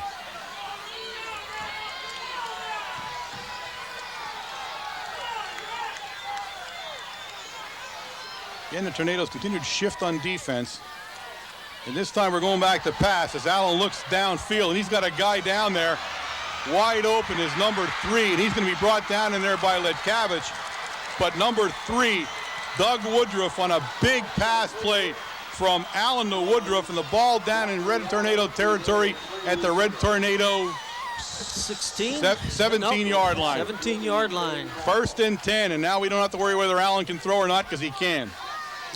Woodruff got behind Wargo and Letkavich that time. Really was streaking past the two of them on his way downfield. And that ball was on the money. Yeah, I mean, perfect he pass. didn't have to break stride or anything. Perfect pass by Allen to Woodruff. And the Tigers once again are threatening here at the 5:42 mark of the third quarter.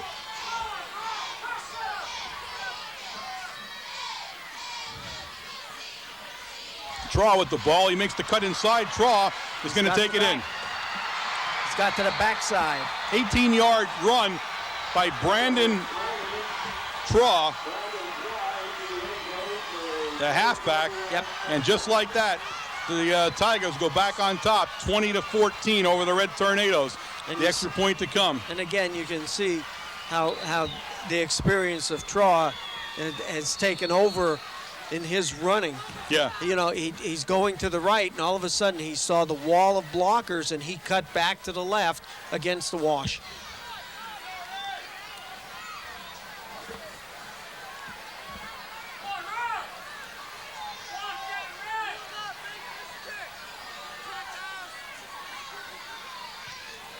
It's up, and it is good, as they took a while to watch it, but Kreischer puts it through. So at 5:28 remaining here in the third quarter of play at the Silver Bowl, it is the Tigers of Southern Columbia 21, the Red Tornadoes 14.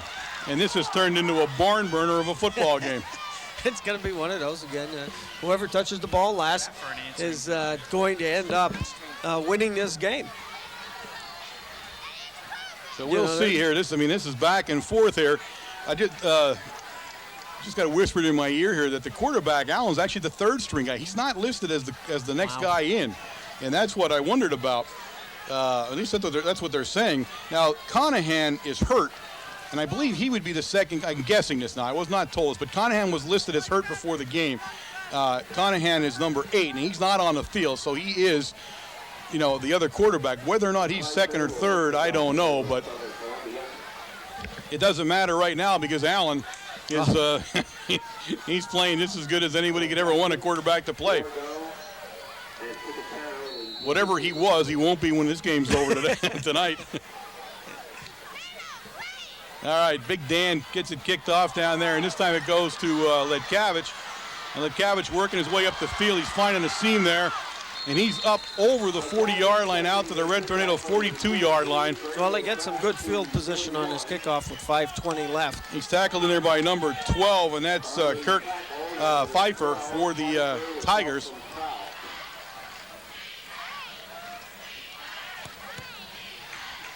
So the Red Tornadoes find themselves down again, and they also find themselves in a little bit heavier rainstorm now. Yes. As the rain continues to pick up here now in the third quarter. You tell the difference with the lights here, gang? Look how much brighter this field is now. From end zone to end zone. My goodness. Sosnowski gives it to Chickatano, and he's going nowhere. That's Traw and Slater in there. Both of them all over Chickatano before he could try. He's trying to get to the outsider in the short side of the field, but it didn't work. It's going to bring up a second down now and 11, a 1-yard loss on the play for Chickatano.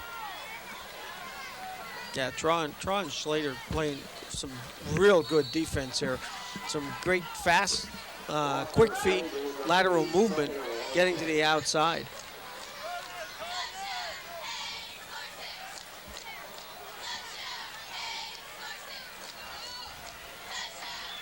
All right.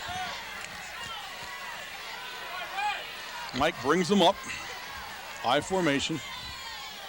Goes back to pass, a quick drop. He's trying to find Wargo. Well covered in there that time by Ryan Hall. Ryan really made a nice defensive effort to keep Wargo from the ball, and it'll bring up third down now and 11 for the Red Tornadoes. Tornadoes have to put more than just two men out there on that pass pattern. Well, it's such a short drop. Yeah. It's a short drop to begin with to protect him, and he's not able to get a lot of guys into any kind of complicated pass pattern is what it is.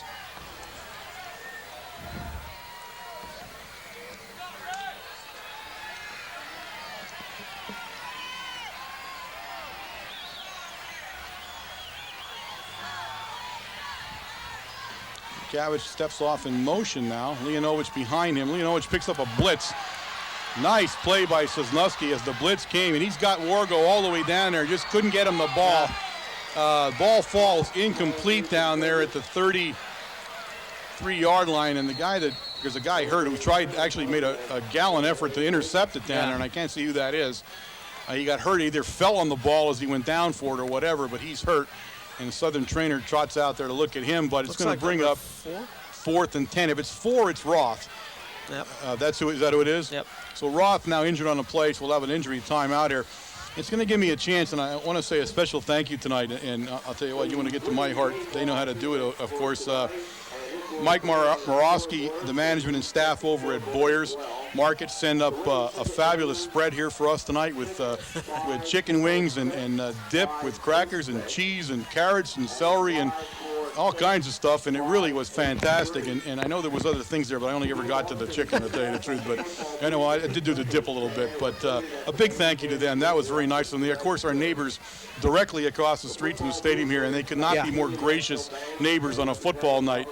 I can't say enough nice things about them. And I'll tell you what, the chicken wings were fantastic. And that dip, we had the crab dip and the crab jalapeno, although that's still burning a hole in one side of my stomach. I'll tell you what, that was an excellent dip. Was good. Of course, that dip is gone already, so apparently everybody else liked that one.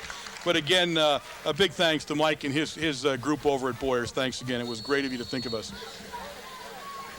All right, the timeout is over.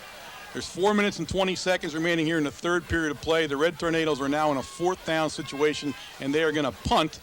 And Kufta will go back and do the punt duties. He'll be punting down here to number 6, and that's Hall.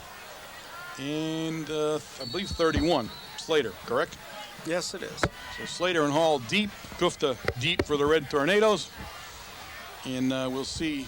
He's been at a bounce back at him every time this game already. Oh, look at nice this. Punt. Nice. Hall all the way back inside of his 20-yard line. He's going to head for his own sideline, and he's not going anywhere. Who was that? Now, let me see him get off that pile there.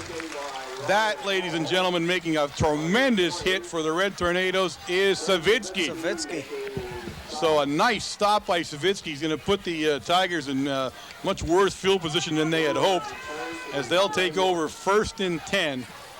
Ball at their own 21-yard line.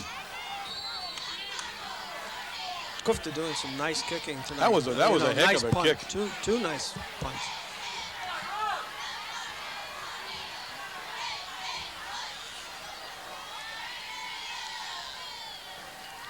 Right up the middle to Adams. Adams will take it out to about the 25-yard line.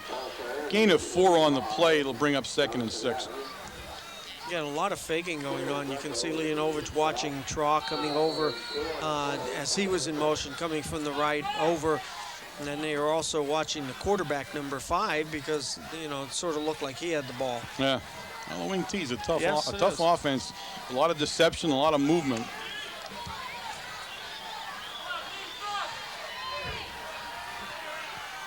All right, Allen gets him set up.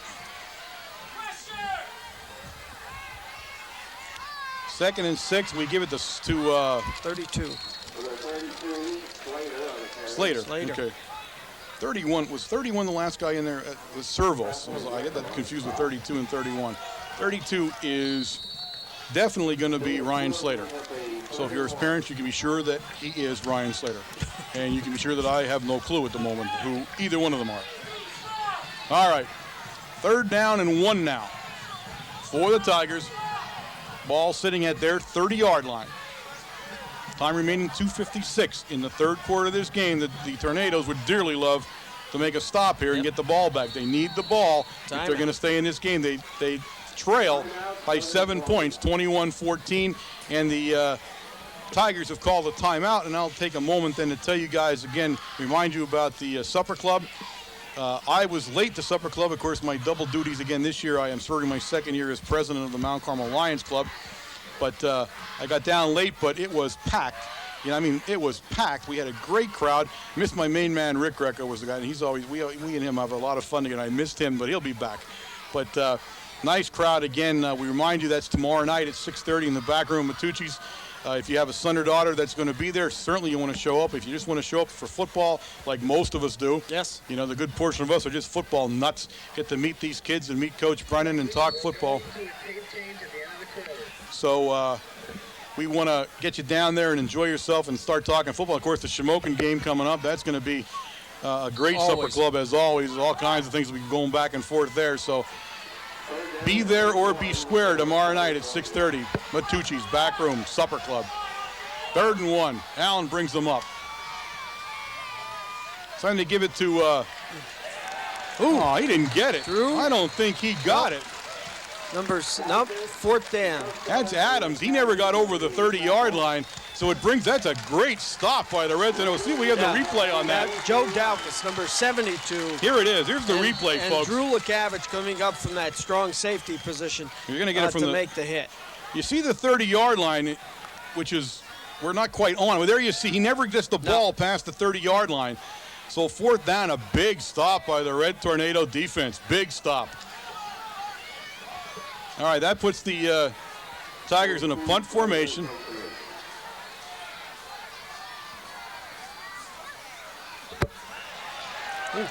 Slater gives it a kick, but off the side of his foot, it takes a weird bounce. 43-yard line. Wow. Yeah, so it's going to go out at the 43 of the Tigers. The Red Tornadoes start in Tiger territory, and that was a tough play. They certainly wanted to get some more out of that, but that happens. So the Tiger defense now is going to have to line up and buckle that chin strap on a little tighter as the Red Tornadoes go on offense here inside their territory with a minute 59 in the third quarter.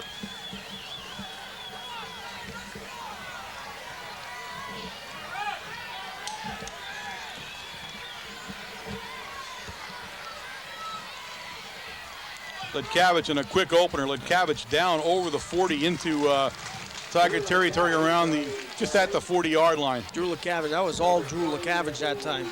Takes a straight dive right off of between the center and guard, and takes a hit right at the line of scrimmage. But you can see the strength takes him over 4 yards. Slater, and this will be another loss. Slater comes out and he's really gimpy there. Looks like a shoulder the way he's leaning sideways there. Slater comes out of the game hurt, and they're looking at him. The Tigers can ill afford to lose the quality players like that. The quarterback already down, and now Slater over in the sideline. Slater's been having a nice game for himself tonight. Number 35, Rodney Burcheski, in at the fullback position.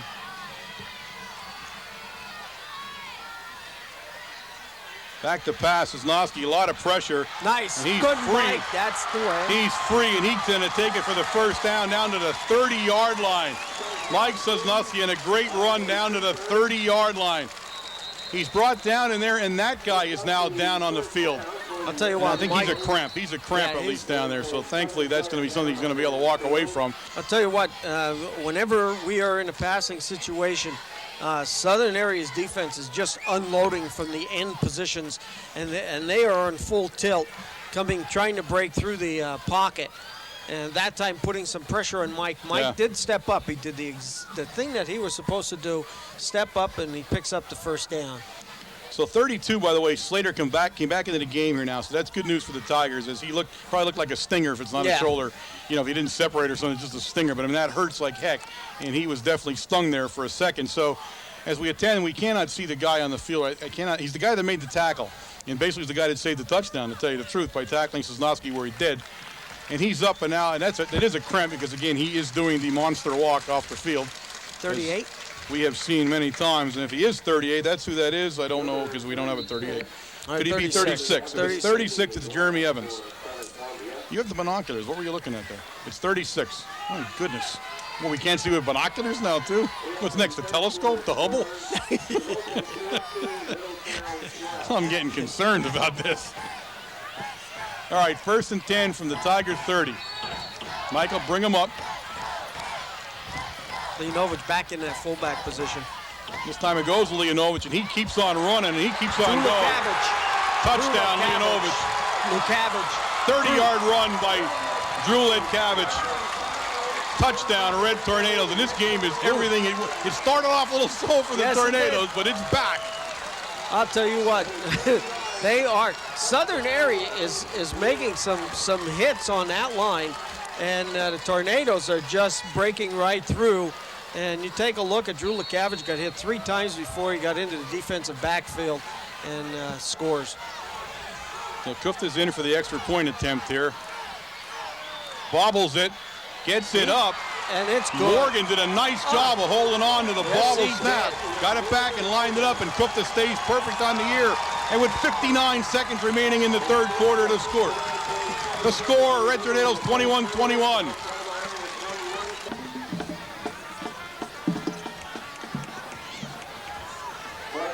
All right, we get ready here to kick off to the Tigers here in this seesaw battle now in the second half. Red Tornadoes doing nothing in the first half, and we're going to change kickers again. Shinsky, number 61, will do the kickoff duties for the Red Tornadoes. I'll tell you what, by the end of the year, I'm going to be able to kick off. You mean Drew didn't kick it down far enough? Is that what you're doing? This one bounces in front of Slater. 26. And Slater's going to be brought down in there hard. He got hit first in there by Craniac. And then Scheiko finished him off, and the Red Tornadoes are all worked up right now. Ball dropped right at his feet as he tried to catch it there. Maybe Coach is just trying to fool the opponent. Red Tornadoes now with some momentum on their side of the ball as they go on defense here. Tigers come out, the ball sitting at the Tiger 24-yard line where it's 1st and 10 number for 51. Now you see we're starting to put Croker's in, number 51 in the tackle position. Adam Croker giving a little bit of rest to some people now. Split backfield this time. They get a little bit different, and that's going to be Adams, and Adams goes nowhere. A loss on the play, and that's 72. 72, big Joe Daukas. All right. Comes in from that nose guard position and makes a good tackle. There you see it. We've seen Traw make some big yardage on that play, and Southern has run that quite often tonight. That's their bread and butter. That's where they've been moving the ball up and down the field. All right, 2nd and 10. I'll give them no gain on the play. Stop right at the line of scrimmage as we go in again that split backfield with Traw in motion. This time Allen's going to come around the edge there, and he's not going to do it. Kufta all over the play for the Red Tornadoes. Gain on the play of 2 yards. Well, let's give them 3 yards when they mark it off, so it'll bring up a 3rd down and 7 now. Nice play by Kufta as he came all the way out of that defensive back. I'll tell you what, Kufta is making some great plays from his corner position all night long. He's coming up, and especially in the second half here, he's making some good moves up and stopping that long game. All right, that's the end of the 3rd quarter, folks, here. With the score, the Red Tornadoes 21, the Tigers 21. And the 4th quarter promises to be one whale of a quarter here. The 3rd quarter had everything and then some, so we're looking forward to this. Both sides, I mean, seeing a football game you can't forget as you'd see between 2 defending state champions. And how often do you see that happen? How often do 2 teams like that? We were the last one to do it, and we did it with Allentown Central Catholic a few years back. We've been in 2 of such contests like this. What do you think the odds are of that happening? Of all the football teams across the state, that 2 state champs would be playing each other? Yeah, within 20 miles of each other. Yeah, I mean, that tells you something about football between these 2 programs and the type of program that Coach Brennan and Coach Roth got running here. It's just fabulous. The fans, I mean, the Southern fans are here in force. The stands are packed over there. The Red Tornado fans, it is a full house. They're lining the fence all over the place. It doesn't get any better. The rain almost stopped. It's kind of just drizzling. So it doesn't get any better. The final 12 minutes of football here between these 2 defending state champs about to unfold. The Tigers have to run about 40 yards from where their huddle was as the ball changed quarters here. So they come down on offense, 3rd and 7. For them, the ball's at their 27-yard line. First play of the 4th quarter about to unfold.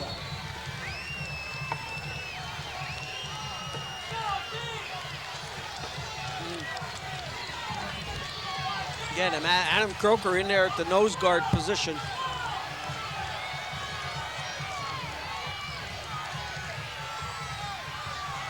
Back to pass goes Allen. He's got one guy out there, that's Troff. Just too long. He had a nice pass out to him. He was well covered. He was boxed in by the Red Tornadoes. Letkavich and Chikatano and Leonovich back there to defend him. And the Tigers will have to turn the ball over here as the 4th quarter unfolds here. 4th and 7. Slater back to punt for the Tigers, number 32. And Ryan Slater's had a good game tonight. I said it before, I'll say it again. He's played a tough game tonight. He really has.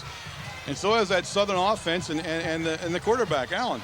You know, I mean, Allen's coming in. Comes in, figures he's not going to play tonight, you know, and boom, he's the starting quarterback and running the whole show for them.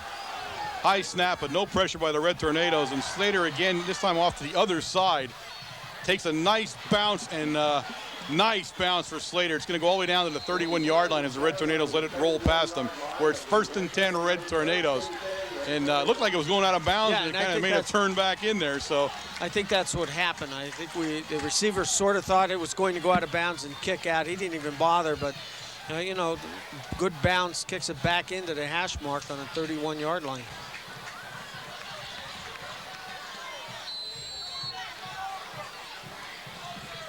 All right, Sosnowski gets into that huddle and gets the play in from Coach Brennan. We'll end up with a tight end. I formation. 2 wide outs. And we go right up to Ledkavich, and he's still pounding around down there, and he is just tough to bring down. He runs so hard. He's going to take it up to the 35-yard line, a 4-yard gain in the play. 2nd and 6 for the Red Tornadoes. Ledkavich having a whale of a game, and Wargo alongside of him. And now that defensive line, I think, and those linebackers are really picked up the pace here in the second half also. Well, I think offensively in this half, you see the offensive line for the Tornadoes. In the first half, we could not pick up a yard on that down. Right. We had a heck of a time. Play. Less than a yard, and we didn't get it. We didn't get it, and now we're picking up 3-4 yards. So they're Chickatano, and he fumbled it, and he's going to pick it back up. He does. He's out over the 35-yard line to the 38-yard line where he picks up his own fumble. And unfortunately, he had a hole there that he could have. If he could have got through it, a truck through. He had a nice room. Take a look. Here's the replay here. We kicked out on the end. The ball hit him on the thigh a little bit. Yeah, he was a little low on the handoff. A little low on the handoff, but I'll tell you what, he was gone for some yardage. Yeah, that's a shame. He wasn't hit. He just never got control of it right. So he gained 3 yards on the play. It brings up a 3rd down and 2 on a very lucky bounce of the ball for the Red Tornadoes here in their own territory. Now we got Drew Ledkavich and Lee Novich, the blocking back.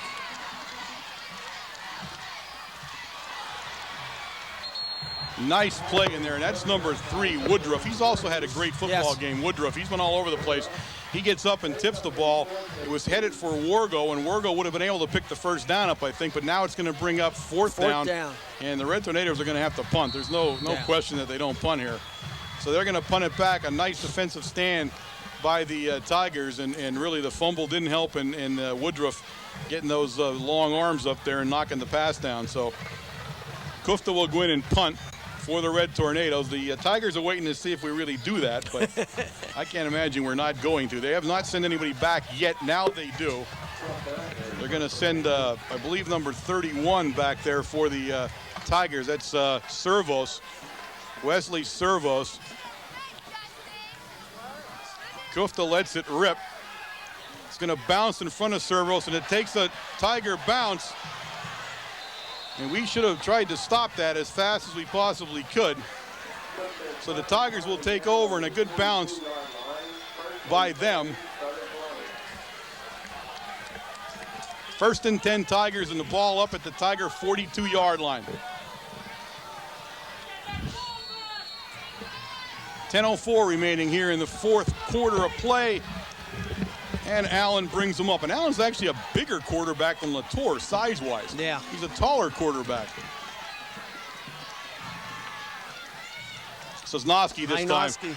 And there was Daukus. Yeah. Daukus blew the play up. He's going to get tackled in there by, let's see who comes off. Well, he's hurt. Let me see if he gets up. Leonovich. That's Leonovich. But Daukus blew the play up. Daukus in the last 2 series on defense is doing some good moves down there, some swim moves around the center, and sort of making some penetration into that backfield and disrupting a little bit. Well, when you get in the middle of if you can penetrate the wing tee, you beat it. Because they're still in there handing off and moving around a little bit. You get in the middle of it as he did there, and he forced Tynowski out of the rhythm of it, and that's what happened. It's going to bring up 2nd and 10 with no, actually a little bit of a gain, but not much. Goes downfield. Oh, nice play by Ledkavich. Oh, beautiful play by Ledkavich. Allen threw a bullet down there to Traw, but Ledkavich all over the play and broke it up, and he'll bring up 3rd down now, and it's kind of just a little less than 10. Yeah, well, that's Drew Ledkavich. That's what he's back there for. He is the strong safety, or the free safety back there floating around, and he's supposed to be watching what's going on, and you can see how quick he reacts to the ball. Yeah, yep.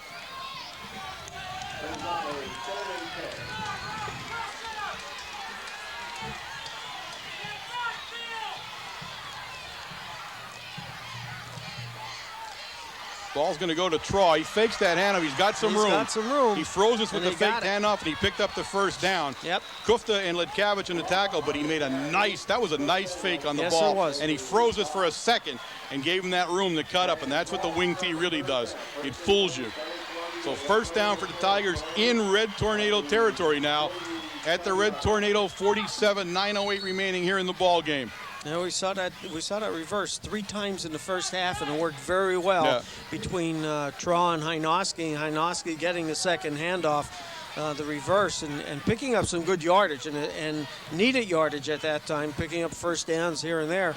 That time, of course, I think we were sort of set back in the pass defense a little bit, and on top of faking the reverse.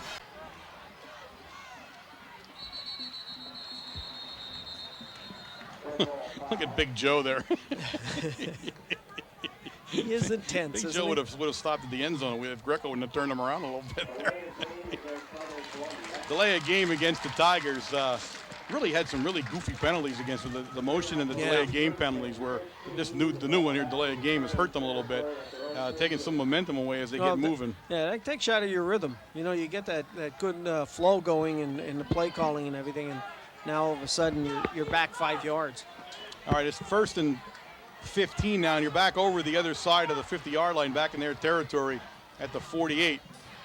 And this time we're going to give it, we're going to hand it back. We're going to go back to pass. Allen has the time to pass, but Leonovich almost intercepted it. Nice play by Leonovich. Ledkavich also over there. Allen was trying to hit Woodruff. And Woodruff we smelled that play pretty well. It was well covered. Nice pass. Now, he throws somewhat of a better pass, at least that we saw, than the first quarterback, and that he's more of a straight line passer, not so much of an arc on his passing. But he's also, as I said, he seems to be a taller, bigger kid, you know, when he lets go with the pass. But he's been right on target. I mean, for a guy that doesn't start the game, he's been right on target. So that tells you how good Latour was, you know, that this guy wasn't playing. Oh, yeah.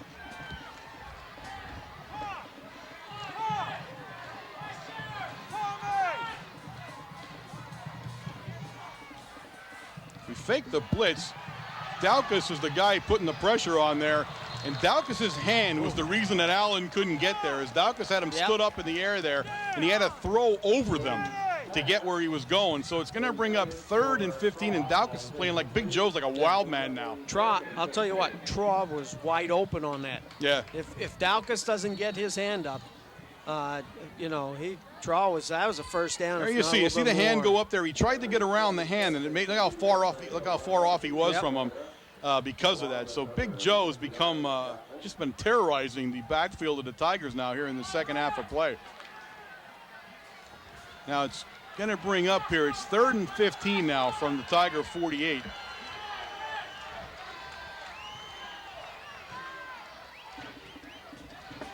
Goes back to pass. Oh, hold it. Had a hole there. The guy that Slater is going to get the ball. Slater is going to lose yardage. Slater was actually the hold there for a second, too. Didn't call it, and that's the way it goes. I mean, when he's turned around, I don't know how that's not called. Yeah, well, that's what are you going to do? I mean, he was standing right there looking at it, so I guess it wasn't. But Slater taken down for a big loss on the play. Ball back at the 40, just over the 45 to 46-yard line. It's 4th and 16 now for the Tigers, and Slater also has to go back and punt now. So Slater's been working out tonight. He just had to work out on both sides of the ball. Ledkavich and War go deep. Slater has not gotten many deep punts off here, but this one is straight as an arrow. It's going to go to Wargo. This is catchable.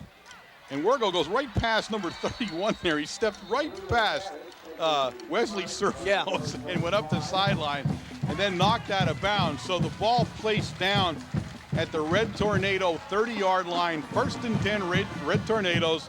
7:34 remaining here in the ball game. Well, if anything, the Tornadoes defensively have put more pressure on Southern's offense in this third quarter, the end of the third quarter and the fourth quarter here, than what they did in the first half. Oh, I didn't think they look like a completely different team here as they come up with 21 points in the second half. They had 1 first down in the first half, so completely different team. As we get into that I formation, he's got 2 guys off, and it's going to be fumbled. And he got it back. Ledkavich picks it back up as he was hit hard at the line down there. That's number 12. He was helped out by Slater, but number 12, that's Pfeiffer. Kirk Pfeiffer hit him hard down there and coughed the ball up. But we did get some positive yardage, and it'll be 2nd down and a long 8. 2nd down and a long 8 now as Buracheski goes into the backfield and Chicatano comes out. See what Sosnowski has up his sleeve here on this play.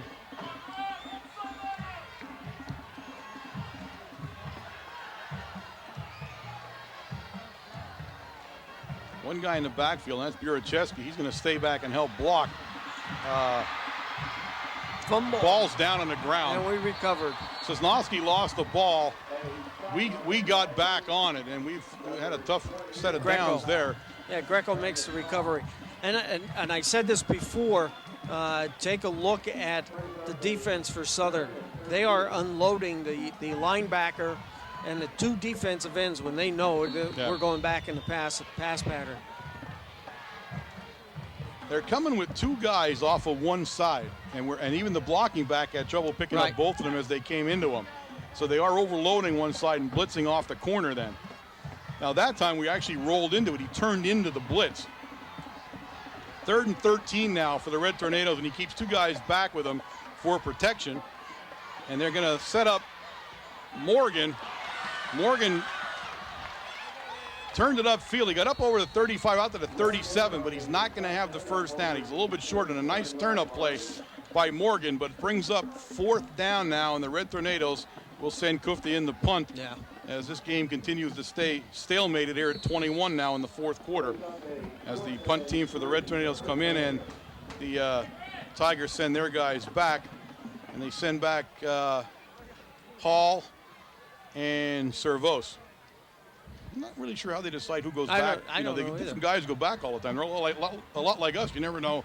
Although they have the same kicker.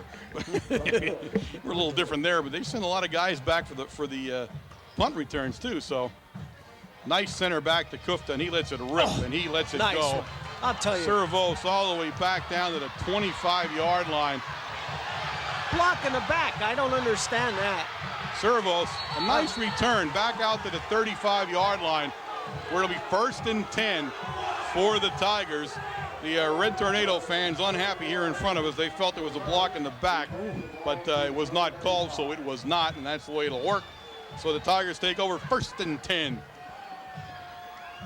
Here you see it, and I'm not sure if the replay, as you watch the replay coming down, I think you're missing where it happened at right there. Yeah. You missed it as it came in, but that's what they were looking at. But nonetheless, it is what it is, and it's 1st down for Mr. Allen.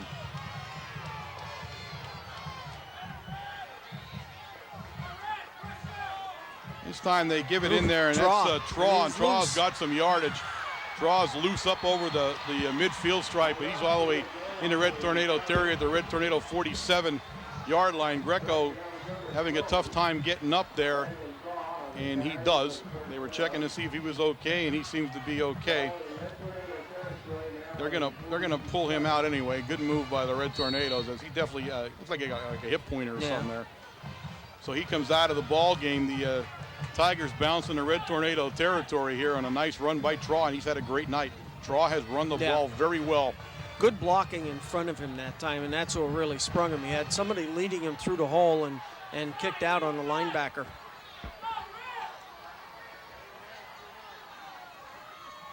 Hynoski this time, and Hynoski's straight up there, and Hynoski's free. Still going. Hynoski down the sideline, all the way down to the Red Tornado 6-yard line. Folks, you're not going to see a better run than that from a high school football guy. Watch it. We see this on the replay. We see it. Watch the run that Hynoski puts on here. That's a freshman, folks. Yes, you watch the freshman just do that. So at the 4:13 mark, the Tigers now threatening. They're going to actually say it's at the 7. So it's 1st and goal from the 7 for the Tigers, as Hynoski on a great play down the Red Tornado sideline. Now, I was going to say they're going to have to hurry this up, but the Red Tornadoes have decided to take a timeout. Because the Tigers are going to be in trouble getting that play all together there, but they call a timeout on the Red side. I thought the Tornadoes might have left them go a little bit there, looking at the time. Either they were going to get hit with 5 minutes or they were going to waste the timeout. Yeah, I wasn't sure what was going to happen, but we called the timeout. Coach Babinski runs into that lineup there to talk to these guys as Hynoski is he's like his dad. Yeah. He can't bring the guy down. I mean, he just keeps running. There's 3 or 4 guys took a shot at him and didn't bring him down. Couldn't even get him out of bounds even. He's got some good speed, strength, and he's 215 pounds. And you get 215 pounds that size coming, I'll tell you what, you got to make sure you wrap those arms and make the tackle. Now, folks, you're going to hear a lot about this guy. You're going to hear the Hynoski name a lot throughout his Southern years. I mean, he's the real deal here as a freshman. So he puts him in scoring position now, and in a position now at this point in the game, he puts him in maybe winning position as they get ready to go here. Zachary Allen will bring him up. All 3 guys lined up in the backfield in kind of a power formation. They had Draw in the backfield, and he's going to be close. Chapman had him in the backfield and couldn't keep him down. So Draw goes in. He draws at the 1-yard line, folks. It's going to be 2nd and goal from the 1 for the Tigers, as they have just played so good tonight, so well. I mean, all facets of their game came tonight. The Red Tornadoes, very good playing tonight, but just wasted 2 quarters of the game, not been able to do anything. And I believe they're getting ready to pay for it here as the Tigers may take this in for a score, a late score, as we're at 3:40 here in the game.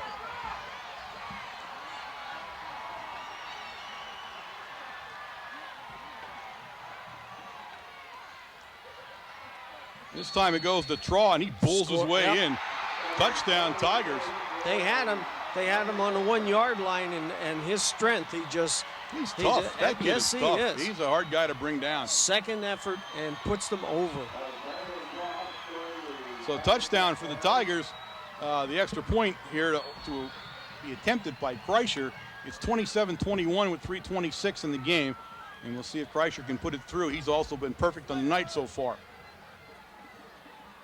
It's always good to see a center score points. You always like that. Centers don't get to do much, and we're going to call. It's a little tough when you don't have a holder. Timeout, Southern, and they forgot a guy, which unfortunately he's the most important guy. He actually takes the center, so he'll trot onto the field, and I'm sure as he trots on, get an earful from somebody if he is the guy that was supposed to be there. So timeout on the field. That's always a tough one when you're the guy at the holes and you're not there. Now, unless somebody's hurt or something and he didn't know it. That's a little tough to do for a kicker, I'll tell you right now. It's also hard to hide your way onto the field. You know, you're trying to sneak on there and it doesn't work. So if he is indeed the guy, he's going to have a tough Monday on that one part of the film. But that's what high school is all about. So timeout here, guys. We've seen a whale of a football game. Really has. Rain still very light now, just a light drizzle, not even enough to put a rain coat on there. Most people are just sitting without hats even, but it is, you can see that it's wet. I mean, the stands are wet, and it is still slightly coming down in a misty drizzle here. It's much more cloudy for the Red Tornadoes at the moment here as they get lined up for this extra point attempt. Now, actually, it's 31 in there. That Servos is the holder now. And I don't know if he was in there or not. We almost got it, but we did not. That's good. Kreischer kicks it through. Kreischer's perfect on the evening, 4 for 4. The Tigers lead the Red Tornadoes 28-21, 3:26 remaining here in this football game. Some nice play calling, though. Yeah, I'll tell you what, Coach Roth over there on the other side is calling some good plays to kick to the outside. And you see tonight, a little bit different than the last couple of years that we've seen them. They tried to blow it up through the center and run into the power, and that hadn't worked. Tonight, he's kicked everything to the outside. He's got the speed to do that. Yeah, I think Traw was really a guy with some speed here. I mean, once he gets an opening, he showed it there. I think Traw's had a fabulous football game, in a real workman-like way. Yeah. You know, kind of just pounding away all the time, but he's picked up some nice yardage. He's had a whale of a football game, and Hynoski's had a whale of, and so does Allen. I mean, the quarterback comes in, and I mean, what do they do now? Platoon, as well as he's played. Trey Savitsky with the ball. He tries to get outside, cuts back inside. He takes the ball out to the Red Tornado 38-yard line, where they'll take over 1st and 10, trailing by 7 in this football game with 3:21 remaining.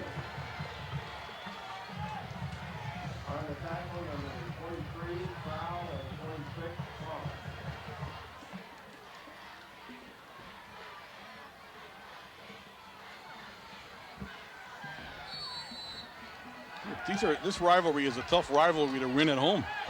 Yes, it is. And that's one of the odd parts of this rivalry. Jose said the odd years. Again, coming down here. Litkavich, nice play by Litkavich as he'll cross over the 40-yard line out to the 43-yard line. 4-yard gain on the play. 2nd and 6.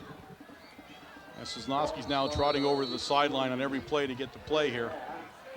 Litkavich will come out, and Litkavich, I mean, he has played a tough game. He's got to be worn. He really does. He has got to be worn out. He's going to walk over to the bench with Doc Greco, so we'll see what he looks at. He's down on his knee or his ankle. Admire made a great play that time. He stopped the outside movement of Drew Litkavich. Admire's made a lot of good plays. Yes, he did. Flag on the play. It's going to be a motion penalty, I'm sure, against the Red Tornadoes. Sosnowski was back in a shotgun formation.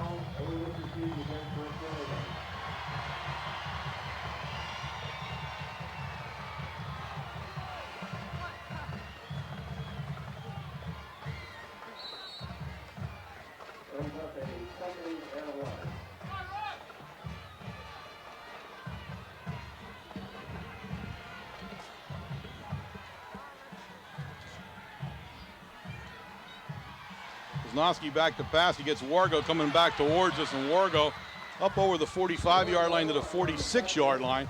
It's going to bring up 3rd down now and about 2.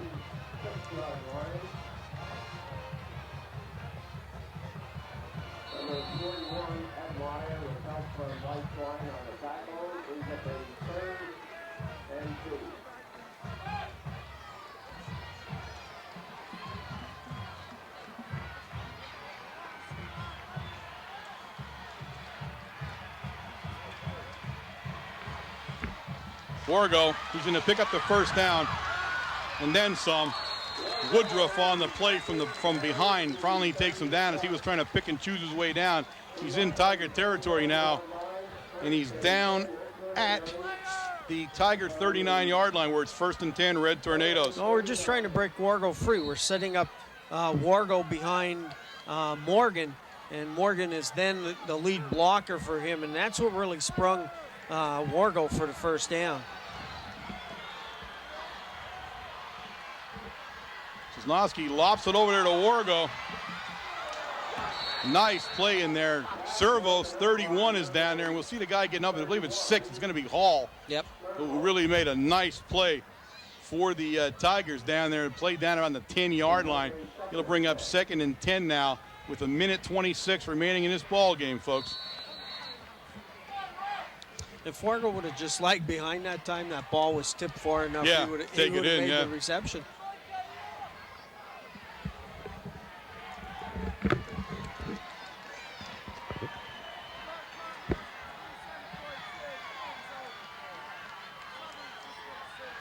Plenty of time for Sosnowski. He looks down there. He's got Wargo. Wargo fighting to get out of bounds. Nice. He's in bounds. He's inside the 30. It's 1st down, so the clock is going to stop a minute here until I can get the chains all the way down there. As they move the chains, Sosnowski will run back in. 1:18 now in the game. Ball down at the Tiger 27-yard line as the Red Tornadoes are driving here in the waning seconds of the game. Hall will cover Wargo here, the most dangerous threat here, as Sosnowski hands it off. He hands it off to Litkavich, and Litkavich is ahead of steam, and he takes it down inside the 10-yard line, out of bounds at the 8-yard line, folks. 8-yard line for the Red Tornadoes, Drew Litkavich. And Wargo, nice blocking down there. Drew Litkavich with the head of steam, just going right through the hole. And again, they're looking at Wargo down there for a pass play, and everybody sort of softened up a little bit on the defense to give Drew Litkavich that much running room. All right, they put Savitsky in the offensive lineup here and take Greco, the big tight end, comes out.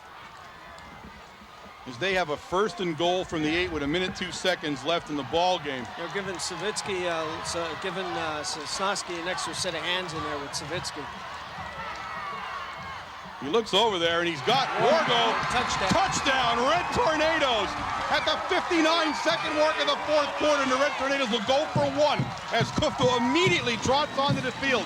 Brennan took absolutely no decision to make. He sent his 1-point guy in. Kufto to line up for the all-in-point and extra point, folks. It's 28-27 with Kufto on the field. Morgan in the hole. Yeah, and right here, you want to go for the 1 point. You want to tie this game up. There's a lot of people. Timeout. I'm not sure what happened there. I don't know They threw the flag immediately. Timeout, Southern. Oh, timeout. Okay, I was going to say I didn't see anything happening. Admire came streaking through to block the ball, but Coach Brennan and Coach Roth now on the field here, and this is an all-important chess game coming up here. This is the big point here for the Red Tornadoes. I think Coach wasted his last timeout over there, if I'm not mistaken. No. Well, they did. Yeah, the Southern Tigers did. Southern. At 59 seconds, they may not need another timeout. They might not need it, but they want to let Kufta sit a little bit. Now, you notice, this is what the interesting part about football, even in high school. Big meeting in there. Coach Brennan's in there talking to everybody, and Kufta's standing 10 yards away doing nothing, just looking around and practicing with his leg. He's nowhere near the pile, nowhere near anything. Right. He's all out there by himself as Coach talked to everybody in there but him. So, I guess he's the only one that absolutely was sure what he had to do. You're right. The kicker knows what he needs to do. All right, a big play here for the Red Tornadoes as Kufta lines up. It's down, and it's up, and it's good. The score is tied, ladies and gentlemen. 28-28 at the 59-second mark of the ball game. The big Red Tornadoes have tied it up on an impressive drive in the waning seconds. Unbelievable. You know what? They should have just opened up the gate, stopped the game, and let everybody go home right now. I mean, you can't end it any better than this. My goodness, what a ball game on both sides of the ball. This is really a game. You got your money's worth. In fact, you ought to pay some money leaving. Yeah, you should charge everybody extra now. What a game this has been on both sides of the ball for the Tigers and the Tornadoes. You talk about a 2-minute drill. That was like 30 seconds. Yeah. All right, the big question, and I'll answer it early for you, is Shinsky will kick off for the Red Tornadoes on this one. Shinsky, I might add, I'll remind you folks, is a freshman. Yes. And he is Dave's brother. So another Shinsky, although he's a much bigger version, if you take a good look at him, than the first one, at least in bulk. Now he lets it rip, and it's going to go a little shorter, down around the 32-yard line. And that's number 1 with the ball. First time we've seen Victor Northern. That's Victor Northern, number 1, carrying the ball for the Tigers, and he'll take it up to the 39-yard line. First and 10 Tigers here, 54 seconds remaining in this ball game, and it doesn't get any better than this. You're right. My goodness, I'm glad Boyers get the food here. Thank God for them. If I hadn't eaten, I'd be gone by now. I'd be faded.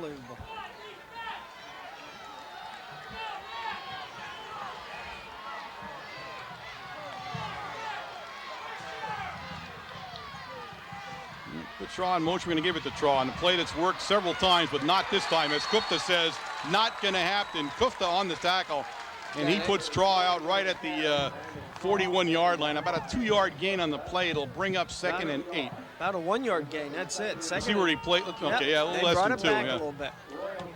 So we'll say 2nd and 9. 2nd and 9 now for the Tigers. Play. Great play by Kufta. Traw has had his way with that play all night long. In fact, set up the last touchdown.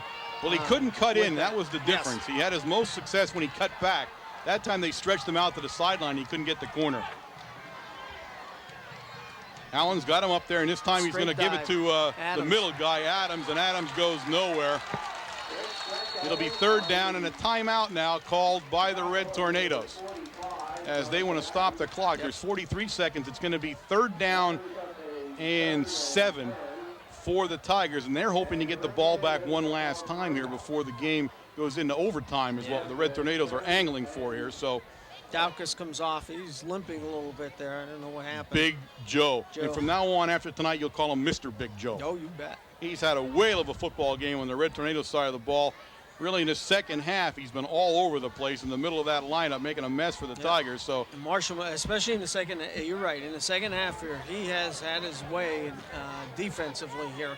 Has come up with some very big plays for the Tornadoes. Marshall Morarki goes in at that position for him in defense.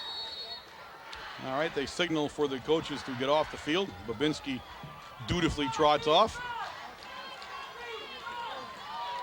Southern coaches make their way to the sideline as Allen will bring them up here in a familiar wing tee here at the end of the game.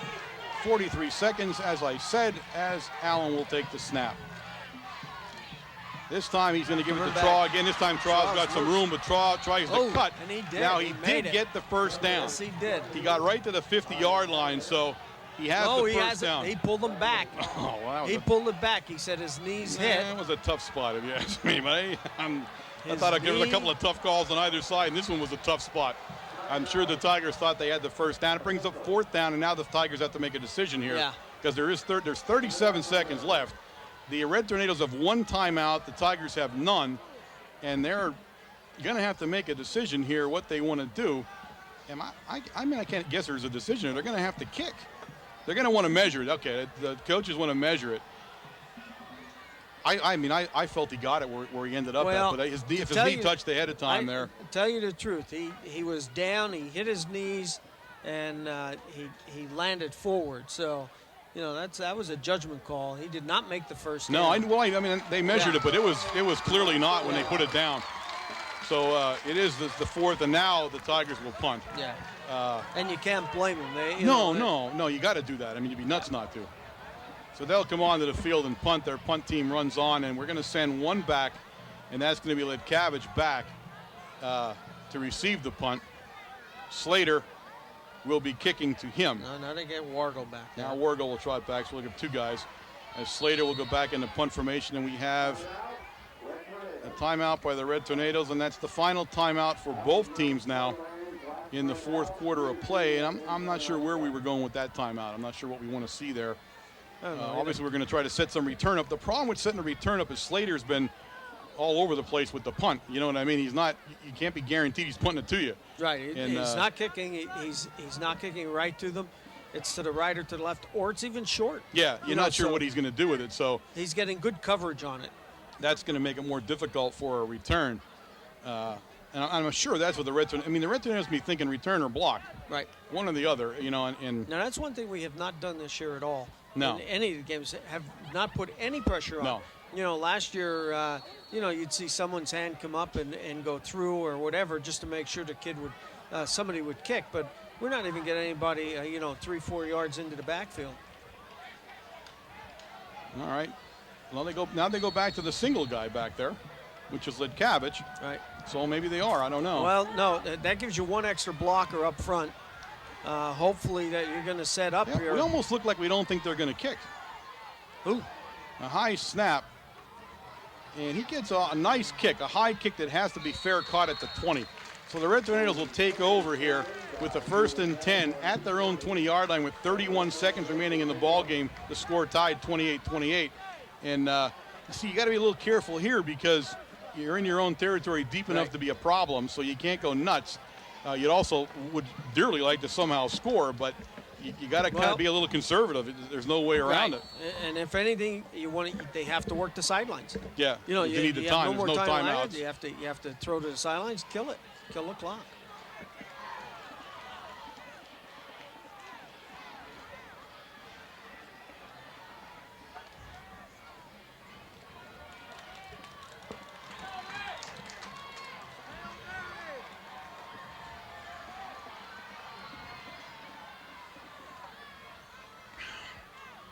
Drops back to pass. He has plenty of time. And he sends it over, and I believe he got Morgan. He did. A catch by Morgan. It's a first down, so the clock stops on the first down. As they move the markers, the Red Tornadoes line up immediately, so they're going to have to be able to run a play here as soon as they mark the ball.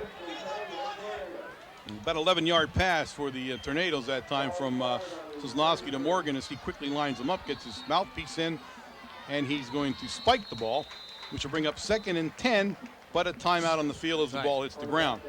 Nice play by Sosnowski. I mean, that was a long way going over towards the Southern bench and, spotted Morgan wide open for the first down. Morgan ran a nice hook pattern back, made sure he had the first down, and came back towards Sosnowski for the reception.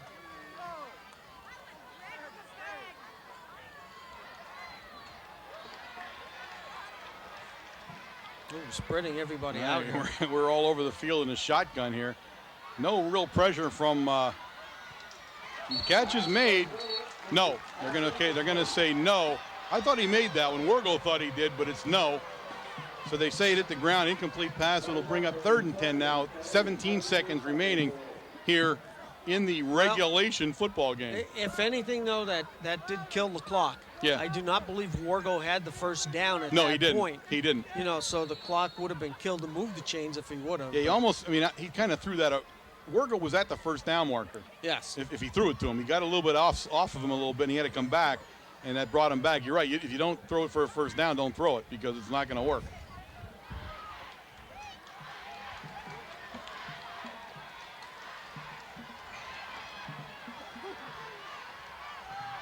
Drops back under pressure now as Leonovich didn't see the pressure, and he's going to head to the sideline and try to get out, and he does. It'll bring up 4th down with 9 seconds left in the game. He got, let's see where he's marked about the 40-yard line or so. We'll see where he puts it down at. So he has about 3 yards for the first down, which is irrelevant at the moment. Yeah, that was good move by Mike. I'll tell you what, he sprinted right for the sidelines. Again, this ball here is going to be deep. You know, you want to kill the clock. Yep. You know, this is it. It's going to be caught, touchdown, or got 10 seconds on the clock.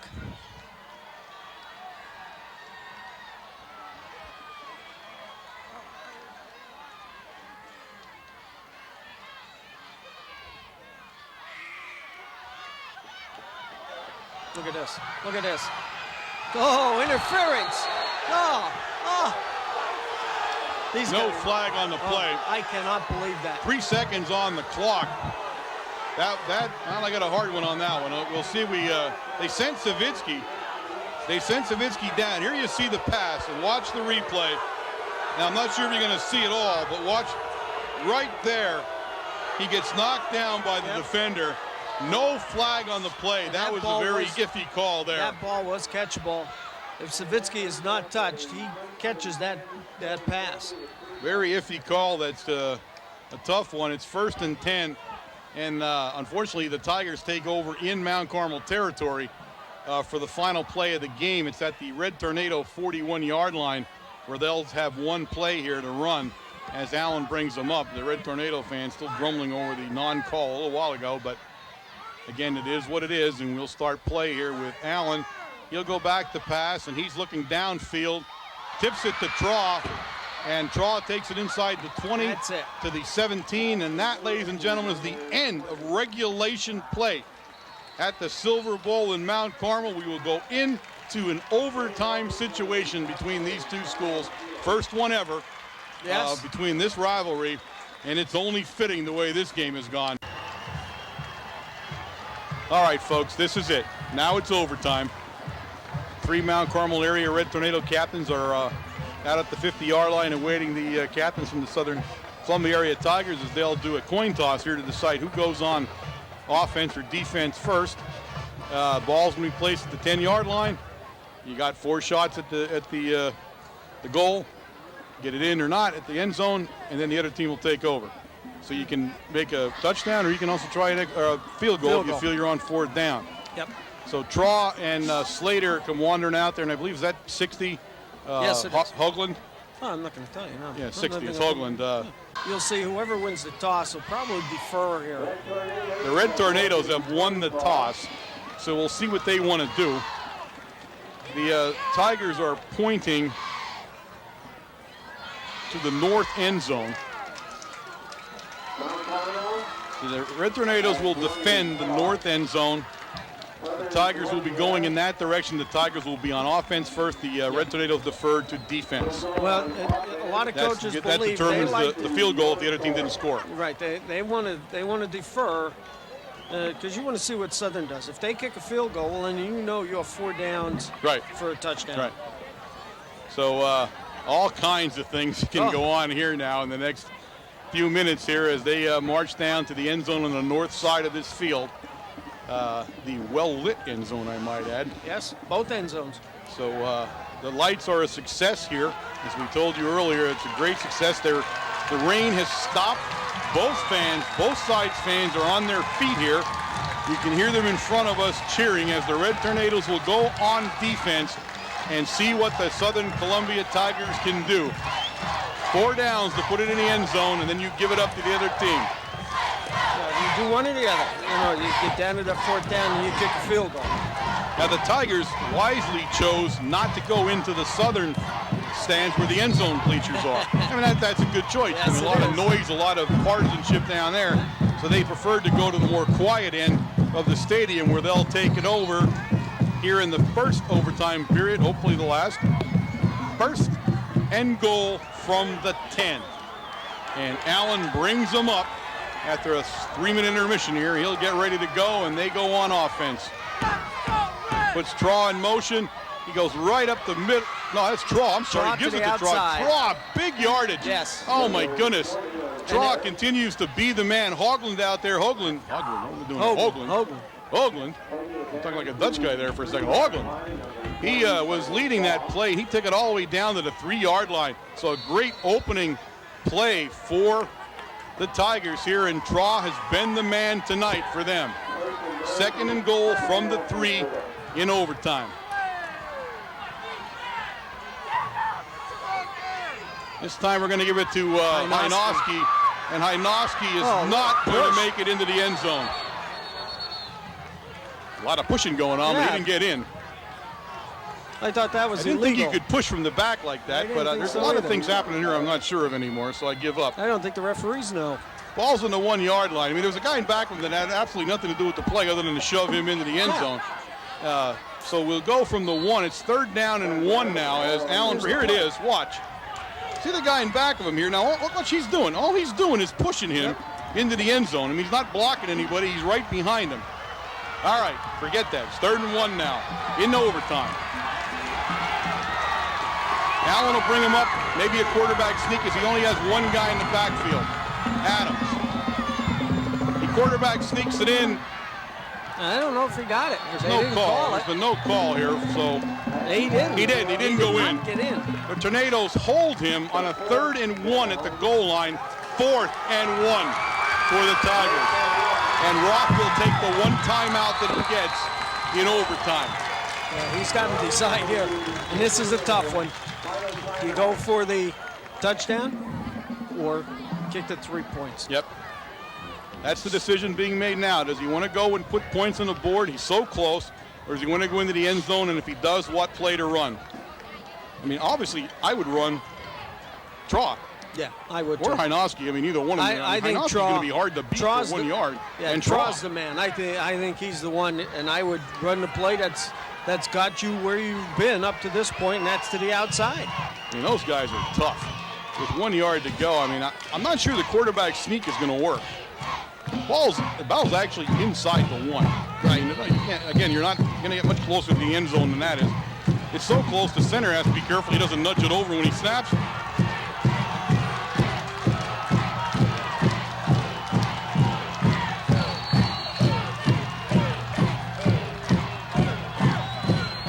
Again, Adams is the lone back there. Now he puts Hynoski.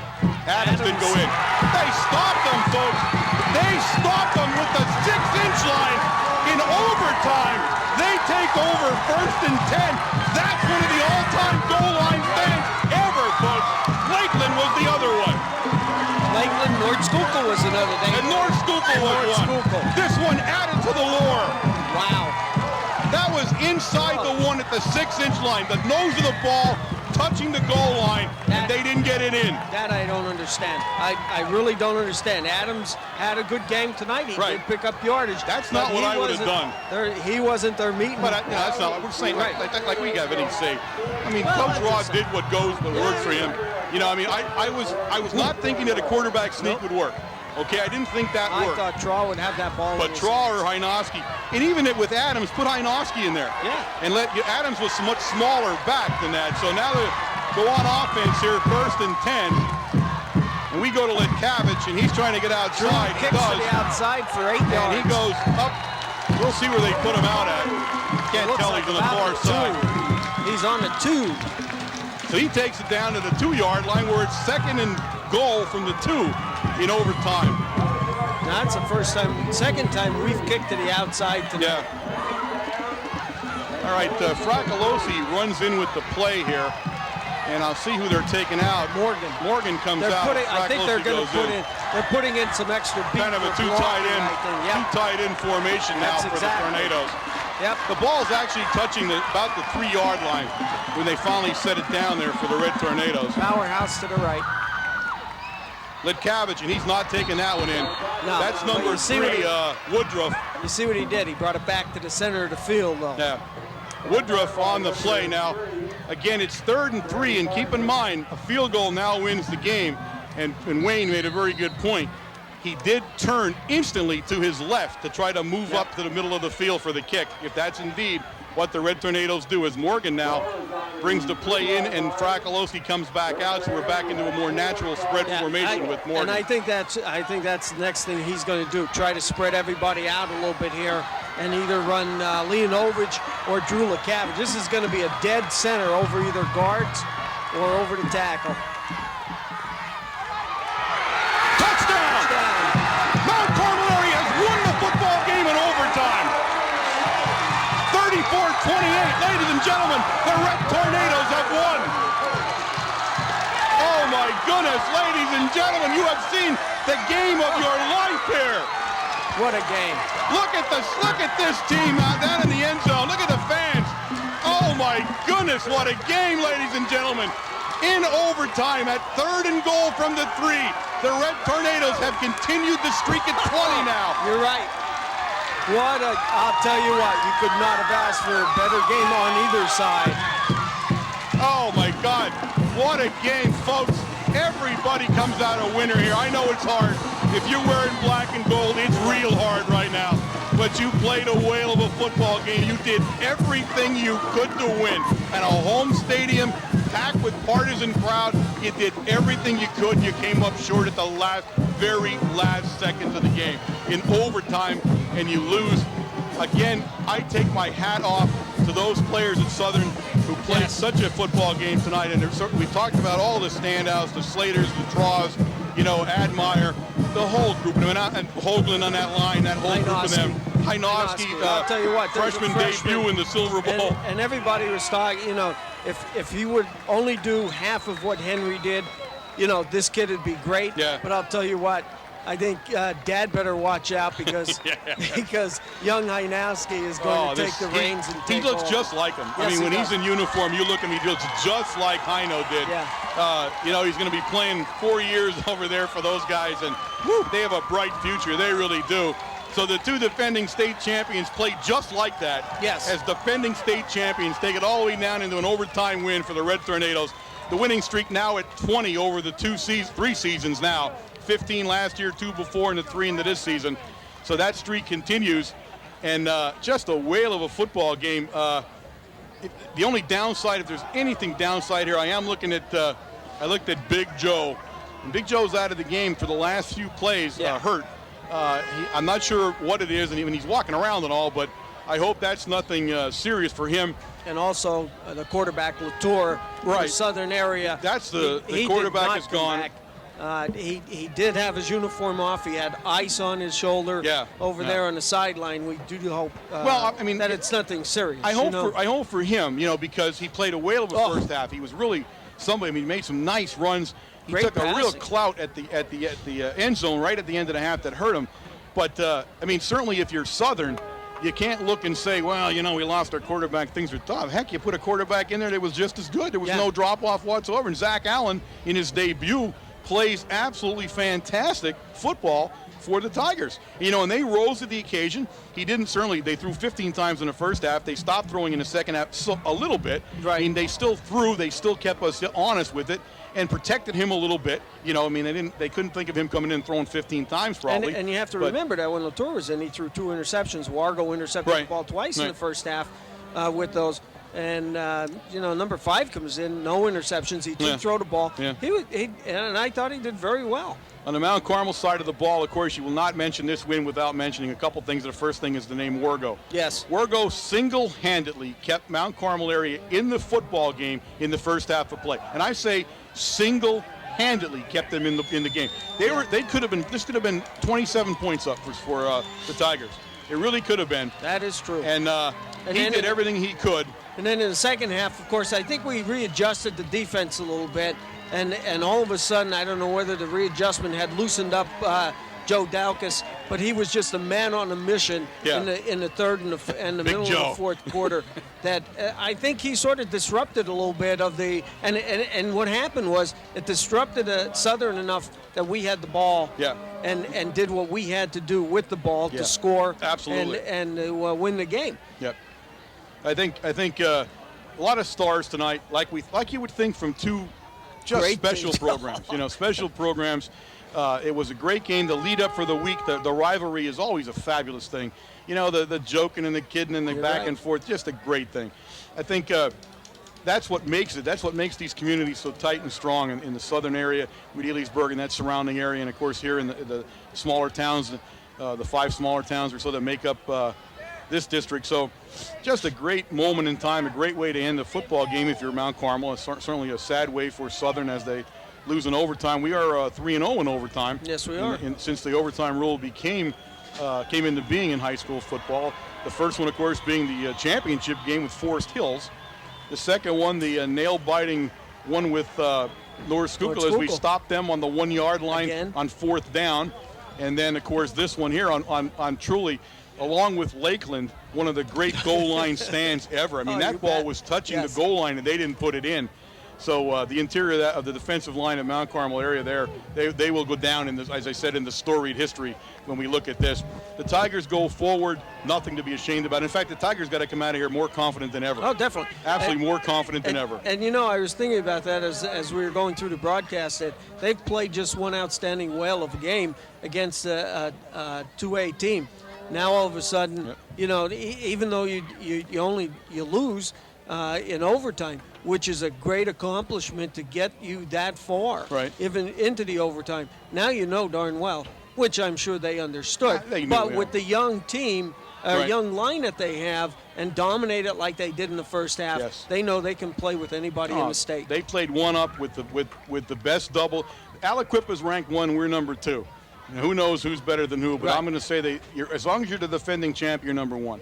And I'm going to say they played heads up into overtime, to the last down on overtime with the premier 2A school in the state. So they walk out there. If I'm a Southern opponent going down the road, you gotta have a nightmare on this film. This is a nightmare film for you. You don't want to even think about this. Yeah. Mount Carmel area, of course, you get through. This is truly one of the history games that they'll talk about. But what does it get you? You get till about Sunday, and then Shamokin. Yes. Carmen and the Indians are awaiting on the horizon. So this is not a great respite for us. I mean, we want to savor this win certainly tonight and tomorrow, rest ourselves up, get ourselves ready. On Monday, it's no longer Southern, it's Shamokin as we continue the march through the regular season. And it's down there, and we know, it's a rivalry that gets to be like a snake pit no matter where it's at. Kemp's a fantastic stadium for us in the postseason. But in the regular season, it's a hard place to play football. Coach Claiborne and I were talking this week on Wednesday. He had asked, was anybody making any comments about the game coming up and everything. I said, well, no, the kids up here only one game at a time. They always done that. They're very dedicated to that. And we got to reminiscing a little bit about Coach Whitey's first year here and how everybody was telling Coach, hey, this is a rivalry. And he was saying, nah, we know what rivalries are up in the other area and everything, until he got down there. And even Coach Claiborne said, he was lost for the first half completely, wasn't he? That was a wide opening moment for him. Yes, it was. You talk about Whitey opening up his Whitey eyes. Yeah. He did. And that was down at Shamokin. And if you remember, they were 7-8 deep around the field. You cannot experience a rivalry until you've been to the Shamokin Mount Carmel game. You really can't. I mean, this one has a flavor. Yes. And I think they both have two different, maybe a little different type of flavor, but just different than any place else in the world. This next week now for these kids, the same as this week. With the mingling of the communities and the emailing and the back and forth, the stuff back and forth. So it starts all over again for us right away. And it's great. Yeah, it's absolutely fantastic. It's what makes us. That's right. It's what these communities and what football is all about. All right, folks. You saw the best game you're going to see. You can possibly ever see free, unless you're counting the cable charges on that one. But you saw it here tonight. not a whole lot more we can say. We're, as you can tell, as excited as everybody here in the stadium tonight as this thing unfolded for us. Just a great win. I want to take one last second here again to thank the good people over at Boyer's for the food tray, for the entire WKMC TV staff. And I will tell you that the hungry horde of reporters also made their way through it too, as everybody in the press box got something to eat. But it was fantastic food. I'm now sold on Boyer's chicken wings for sure, and the crab dip is right there with me too. So as usual, I'll be fooling around with that stuff here and there. I gotta let that jalapeno stuff settle a little bit before I go for another one. But thanks again to Boyer's. You are a great neighbor and great fans. And let me just wrap this up, folks, as again, savor this moment if you're here, and on Wednesday when you watch the replay. And on behalf of everybody here at WKMC TV, I am Warren Altamore. And Wayne Brokenshire. Good night, and see you at Shamokin.